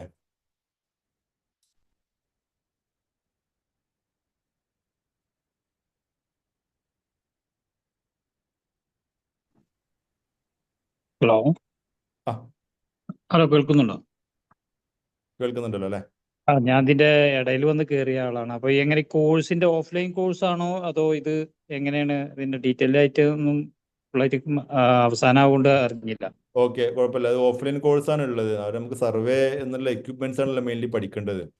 ആ അതൊരു ഈ കാറിന്റെ ഡ്രൈവിംഗ് പഠിപ്പിക്കുന്ന പോലെയാണിത്. ആ ആ അതെ. അപ്പൊ കുറച്ചു കാലം എങ്ങനെയായാലും അതിന്റെ ഓഫ്ലൈൻ കോഴ്സിൽ നിർബന്ധമായിട്ട് ഉണ്ടായിരിക്കണ്ടായിരുന്നു. നിർബന്ധമായിട്ടും വരണം. ഓക്കെ, അപ്പോ അത് ഏത് ഭാഗങ്ങളിലാണ്? ഇപ്പൊ ഞാനിവിടെ ഏകദേശം മലപ്പുറം ജില്ലയിലാണ്. ഏത് നമ്മൾ ഭാഗത്താണ്? കാലിക്കറ്റാണ് സെന്റർ ഉള്ളത്. കാലിക്കറ്റാണ് സെന്റർ. കാലിക്കറ്റ് മാങ്കാവിലാണ്. ഇതിനായിട്ട് റിലേറ്റഡ് അല്ലാത്ത ഡിഗ്രി കഴിഞ്ഞ ഒരാൾക്ക് ഇത് ചെയ്യാൻ കഴിയുമോ? ചെയ്യാൻ പറ്റും. പറ്റും. അല്ല, ഈ കാൽക്കുലേഷനും കാര്യങ്ങളും ഡിജിറ്റലി ഈ ബിടെക് കഴിഞ്ഞ അതേപോലുള്ള ആളുകൾക്ക് മാത്രമേ കഴിയുള്ളൂ ഇല്ല, എന്നുള്ളതാണ്. ബേസിക് ആയിട്ടുള്ള കാൽക്കുലേഷൻ മാത്രം നമുക്ക് അറിഞ്ഞാൽ മതി. അത് ആ ഈസി ആയിട്ട് നമുക്ക് പഠിച്ചെടുക്കാൻ പറ്റും. ഇഷ്ടംപോലെ സർവേയർ, ഇഷ്ടംപോലെ പ്ലസ് ടു കഴിഞ്ഞ ആ ഓക്കെ. കുട്ടികൾ ഈ പറഞ്ഞ പോലെ സർവേയറായിട്ട് ഇഷ്ടംപോലെ ഗൾഫിലൊക്കെ നല്ല ശമ്പളത്തിൽ വർക്ക് ചെയ്യുന്നവരുണ്ട്. ചെയ്യുന്നുണ്ട്. അവർക്കൊന്നും ഒരു പ്രയാസമായിട്ട് അവരാരും പറഞ്ഞിട്ടില്ല. Okay okay. അടുത്ത ഒരാൾ ഹലോ, പറയൂ. പിന്നെ ഹലോ, പറഞ്ഞോളൂ. KGCI സർട്ടിഫിക്കറ്റ് കഴിഞ്ഞ ഒരാളായി, പിന്നെ ഡിപ്ലോമ എടുത്തതാണ്. ആ അപ്പൊ ഈ KGCI സർട്ടിഫിക്കറ്റില് സർവേ എന്ന് പറഞ്ഞ കോഴ്സ് വരുന്നുണ്ട്. ആ ആ കോഴ്സ് ചെയ്തുകൊണ്ട് കൂടി നമുക്ക് ഇതേമാതിരി ഭൂമി തര മാറ്റത്തിനൊക്കെ സൈൻ ചെയ്തൂടെ? ആ സർട്ടിഫിക്കറ്റിന്റെ ലൈസൻസ് വെച്ച് ചെയ്യാം. ചെയ്യല്ലേ? ആ. അതിന് രജിസ്ട്രേഷൻ നമ്പർ, ആ സർട്ടിഫിക്കറ്റിന്റെ രജിസ്ട്രേഷൻ നമ്പർ കൊടുത്താൽ മതിയല്ലോ അല്ലേ? സർട്ടിഫിക്കറ്റ് രജിസ്ട്രേഷൻ നമ്പർ കൊടുത്താൽ മതി. പിന്നെ അങ്ങനെ ഗവൺമെന്റ് ഓഫ് കേരള അറിഞ്ഞായിട്ട് അങ്ങനെ ചെയ്യാൻ പറ്റുമോ? അങ്ങനെ നമ്മളെ ലൈസൻസ് സർവേർ എന്ന് പറയുന്നത് എന്താണ്? അതായത് നിലവിൽ ഇപ്പൊ നമ്മളെ പേരും രജിസ്ട്രേഷൻ നമ്പറും മൊബൈൽ നമ്പറും, ഇതാണ് ലൈസൻസ് സർവേറിന്റെ കീഴിൽ വരുന്നത്. ഓക്കെ. അല്ലാതെ പഞ്ചായത്ത് പ്ലാൻ ചെയ്യും പോലെ മറ്റേ അർബൻ അഫയറൻസ് അങ്ങനെ ഒന്നും കൂട്ടി കൊടുക്കേണ്ട ആവശ്യമില്ല. അങ്ങനൊന്നും വേണമെന്നില്ല. ലൈസൻസ്ഡ് സർവേയർ എന്ന് പറയുന്നത് നമ്മളുടെ പേര് വേണം, രജിസ്ട്രേഷൻ നമ്പർ വേണം, മൊബൈൽ നമ്പർ വേണം. പിന്നെ നമ്മൾ സീൽ വെച്ചതിന് ശേഷം നമ്മൾ അതിന് മേലെ ഒപ്പിടുക എന്നുള്ളതാണ്. മെയിൻലി ഞാൻ പറഞ്ഞില്ല, വീണ്ടും പറയണമെന്ന് വെച്ച് കഴിഞ്ഞാൽ FMBനെ കുറിച്ചിട്ട് നല്ല നോളജ് ഉണ്ടാവണം നമ്മൾ ഈ പറഞ്ഞ കാര്യങ്ങൾ ചെയ്യാൻ. ഗവൺമെന്റ് കേരളത്തിലെ ലാൻഡുമായി ബന്ധപ്പെട്ടുള്ള സർവേ വർക്കുകൾ ചെയ്യാൻ FMBനെ കുറിച്ചുള്ള നിങ്ങൾ ഓൾറെഡി സർവേ വർക്കുകൾ ചെയ്യുന്നുണ്ടോ? അതെ, ഞാൻ സർവേ ചെയ്യുന്നുണ്ട്. പക്ഷെ ഞാൻ ഇങ്ങനെ ലൈസൻസ് സർവേയർ പറഞ്ഞിട്ടല്ല, ഞാൻ KGCIയിൽ മൊത്തത്തിൽ പഠിച്ചിട്ടുണ്ട്. 5 തരം സർവേ ഒക്കെ ചെയ്തിട്ടുണ്ട്. ചെയിൻ സർവേ, അതേപോലെ കോമ്പസിറ്റ്, തിയോളജി, ലെവലിംഗ്, ഇതൊക്കെ പഠിച്ചിട്ടുണ്ട്. അതന്നെയാണ് നിങ്ങൾ ലൈസൻസ് എന്ന് പറയുന്നത്. ഓക്കെ, നിങ്ങൾ ലൈസൻസ് സർവേയർ എന്ന് പറയുന്നത് നിങ്ങൾ ഓൾറെഡി ആയി കഴിഞ്ഞു. ഓക്കെ. ഇനി നിങ്ങൾ ടോട്ടൽ സ്റ്റേഷൻ വെച്ചിട്ടാണ് ഇപ്പൊ മിക്ക സർവേ വർക്കുകളും ചെയ്യുന്നത്. ഇപ്പൊ ഈ പറഞ്ഞ നമ്മൾ പഠിച്ച മാനുവൽ ആയിട്ടുള്ള മെത്തേഡൊന്നും ഇപ്പൊ നിലവിൽ ആരും ചെയ്യുന്നില്ല. അപ്പൊ അതുകൊണ്ടാണ് അങ്ങനെ ITI കഴിഞ്ഞ ചെയിൻ സർവേ കഴിഞ്ഞ സ്റ്റുഡൻസിന് പ്രൊവൈഡ് ചെയ്യുന്നതാണ് നമ്മൾ മെയിൻലി നമ്മൾ ഉദ്ദേശിച്ച കോഴ്സുകൾ. ഓക്കെ ഞാൻ അല്ല ഇപ്പോൾ സ്ക്രീനിൽ കാണുന്നുണ്ടോ അറിയില്ല. അപ്പോൾ ഇതാണ് നമ്മുടെ കോഴ്സുകൾ വരുന്നത്. ഓ കാണുന്നുണ്ടല്ലോ അതെ അല്ലേ? അതെ ആ, ഓ ഇതിലിപ്പോൾ നമ്മളിപ്പോൾ total station digital level DGPS basic AutoCAD 4 മന്തിന്റെ കോഴ്സ് ഉണ്ട്. ഇപ്പൊ നിങ്ങളിപ്പോൾ നാട്ടിൽ സർവേർ ആയിട്ട് നിൽക്കാൻ വേണ്ടി മാത്രമാണ് ഉദ്ദേശിക്കുന്നത് total station certified in total station 1 മന്തിന്റെ കോഴ്സ്. ഓക്കെ, ഇത് നിങ്ങൾ പഠിച്ചു കഴിഞ്ഞാൽ നിങ്ങൾക്ക് ഈ മേഖലയിൽ നല്ല രീതിയിലുള്ള വർക്കുകൾ കിട്ടും. കാരണം ഇഷ്ടം പോലെ എൻക്വയറീസ് ആണ് ഇപ്പൊ സർവേയർമാർക്കുള്ളത്. ഇപ്പൊ നാട്ടിലാണ് നിങ്ങൾ സർവേ ചെയ്യാൻ ഉദ്ദേശിക്കുന്നതെങ്കിൽ, ഗൾഫിൽ പോവുകയാണെങ്കിൽ അതിൽ കൂടുതൽ നല്ല സാലറി പാക്കേജും കാര്യങ്ങളും ഉണ്ട്. ഓക്കെ, അപ്പോൾ നിങ്ങളുടെ ആ ലൈസൻസ് വെച്ച് നിങ്ങൾ ഈ ടോൾ സ്റ്റേഷൻ ഒരു കോഴ്സ് എടുക്കാൻ പറ്റി കഴിഞ്ഞാൽ, അല്ലെങ്കിൽ അറിയുമെങ്കിലും ഓക്കെ, അതെല്ലാം ഞാൻ എടുത്തു കഴിഞ്ഞാൽ നിങ്ങൾക്ക് ഈ ഒരു മെഷീൻ വെച്ചിട്ട് ഇഷ്ടംപോലെ സർവേ വർക്കുകൾ ചെയ്യാൻ പറ്റും. എങ്ങനെയാണ് അതിന്റെ ഫീസും കാര്യങ്ങളും ഫീസ് ഒന്ന് അവര് വിളിക്കും, ഓഫീസിൽ നിന്ന് വിളിക്കും കേട്ടോ. ഓക്കെ ആ നമ്പറിൽ നിങ്ങൾ കോൺടാക്ട് ചെയ്യുന്ന നമ്പറിൽ ജസ്റ്റ് ഒന്ന് ഒരു ഹായ് ഇട്ടാൽ മതി, അവർ സംസാരിക്കും. ആ അത് കസ്റ്റമൈസ് ചെയ്ത്, കാരണം പലരും പല സമയത്ത് ചിലർക്ക് കണ്ടിന്യൂ വരാൻ പറ്റുന്നവരാണ്, ചിലപ്പോൾ സൺഡേ ബാച്ച് ആയിരിക്കും, പല ചിലപ്പോൾ വർക്കിംഗ് പ്രൊഫഷൻസ് ഉണ്ടാവും.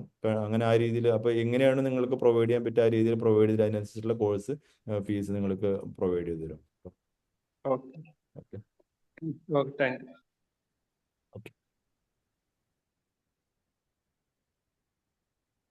എന്താടി കുടിക്കാതെ ഇത് പിന്നെ വാങ്ങി കൊടുത്തിട്ട്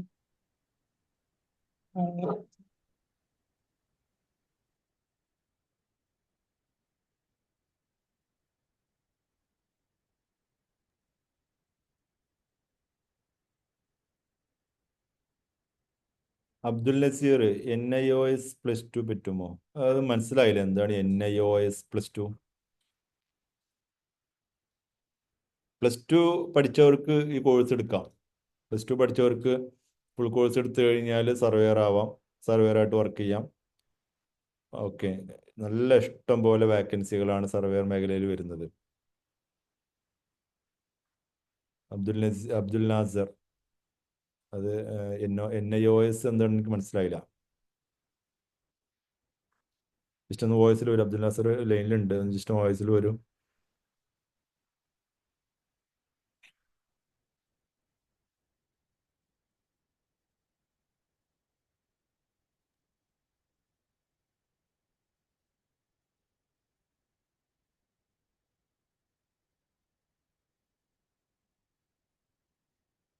എന്തായാലും ഒന്ന് വൈൻഡ് അപ്പ് ചെയ്യാം അല്ലേ? ആരും ഇതിൽ കമൻസ് ആയിട്ടോ അല്ലെങ്കിൽ വോയിസ് ആയിട്ടോ വരുന്നില്ല.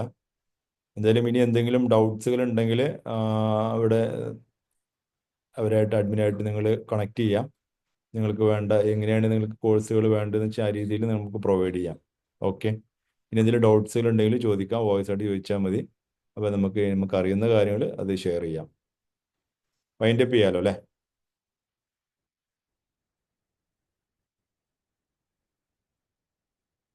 Okay, thank you. എന്തായാലും ഈ ഒരു ഇൻസ്റ്റിറ്റ്യൂട്ടായിട്ട് ഈ സെമിനാറിന് ഇത്രയും നേരം നമ്മളിൽ വന്നതിന് first of all thank you പറയുന്നു.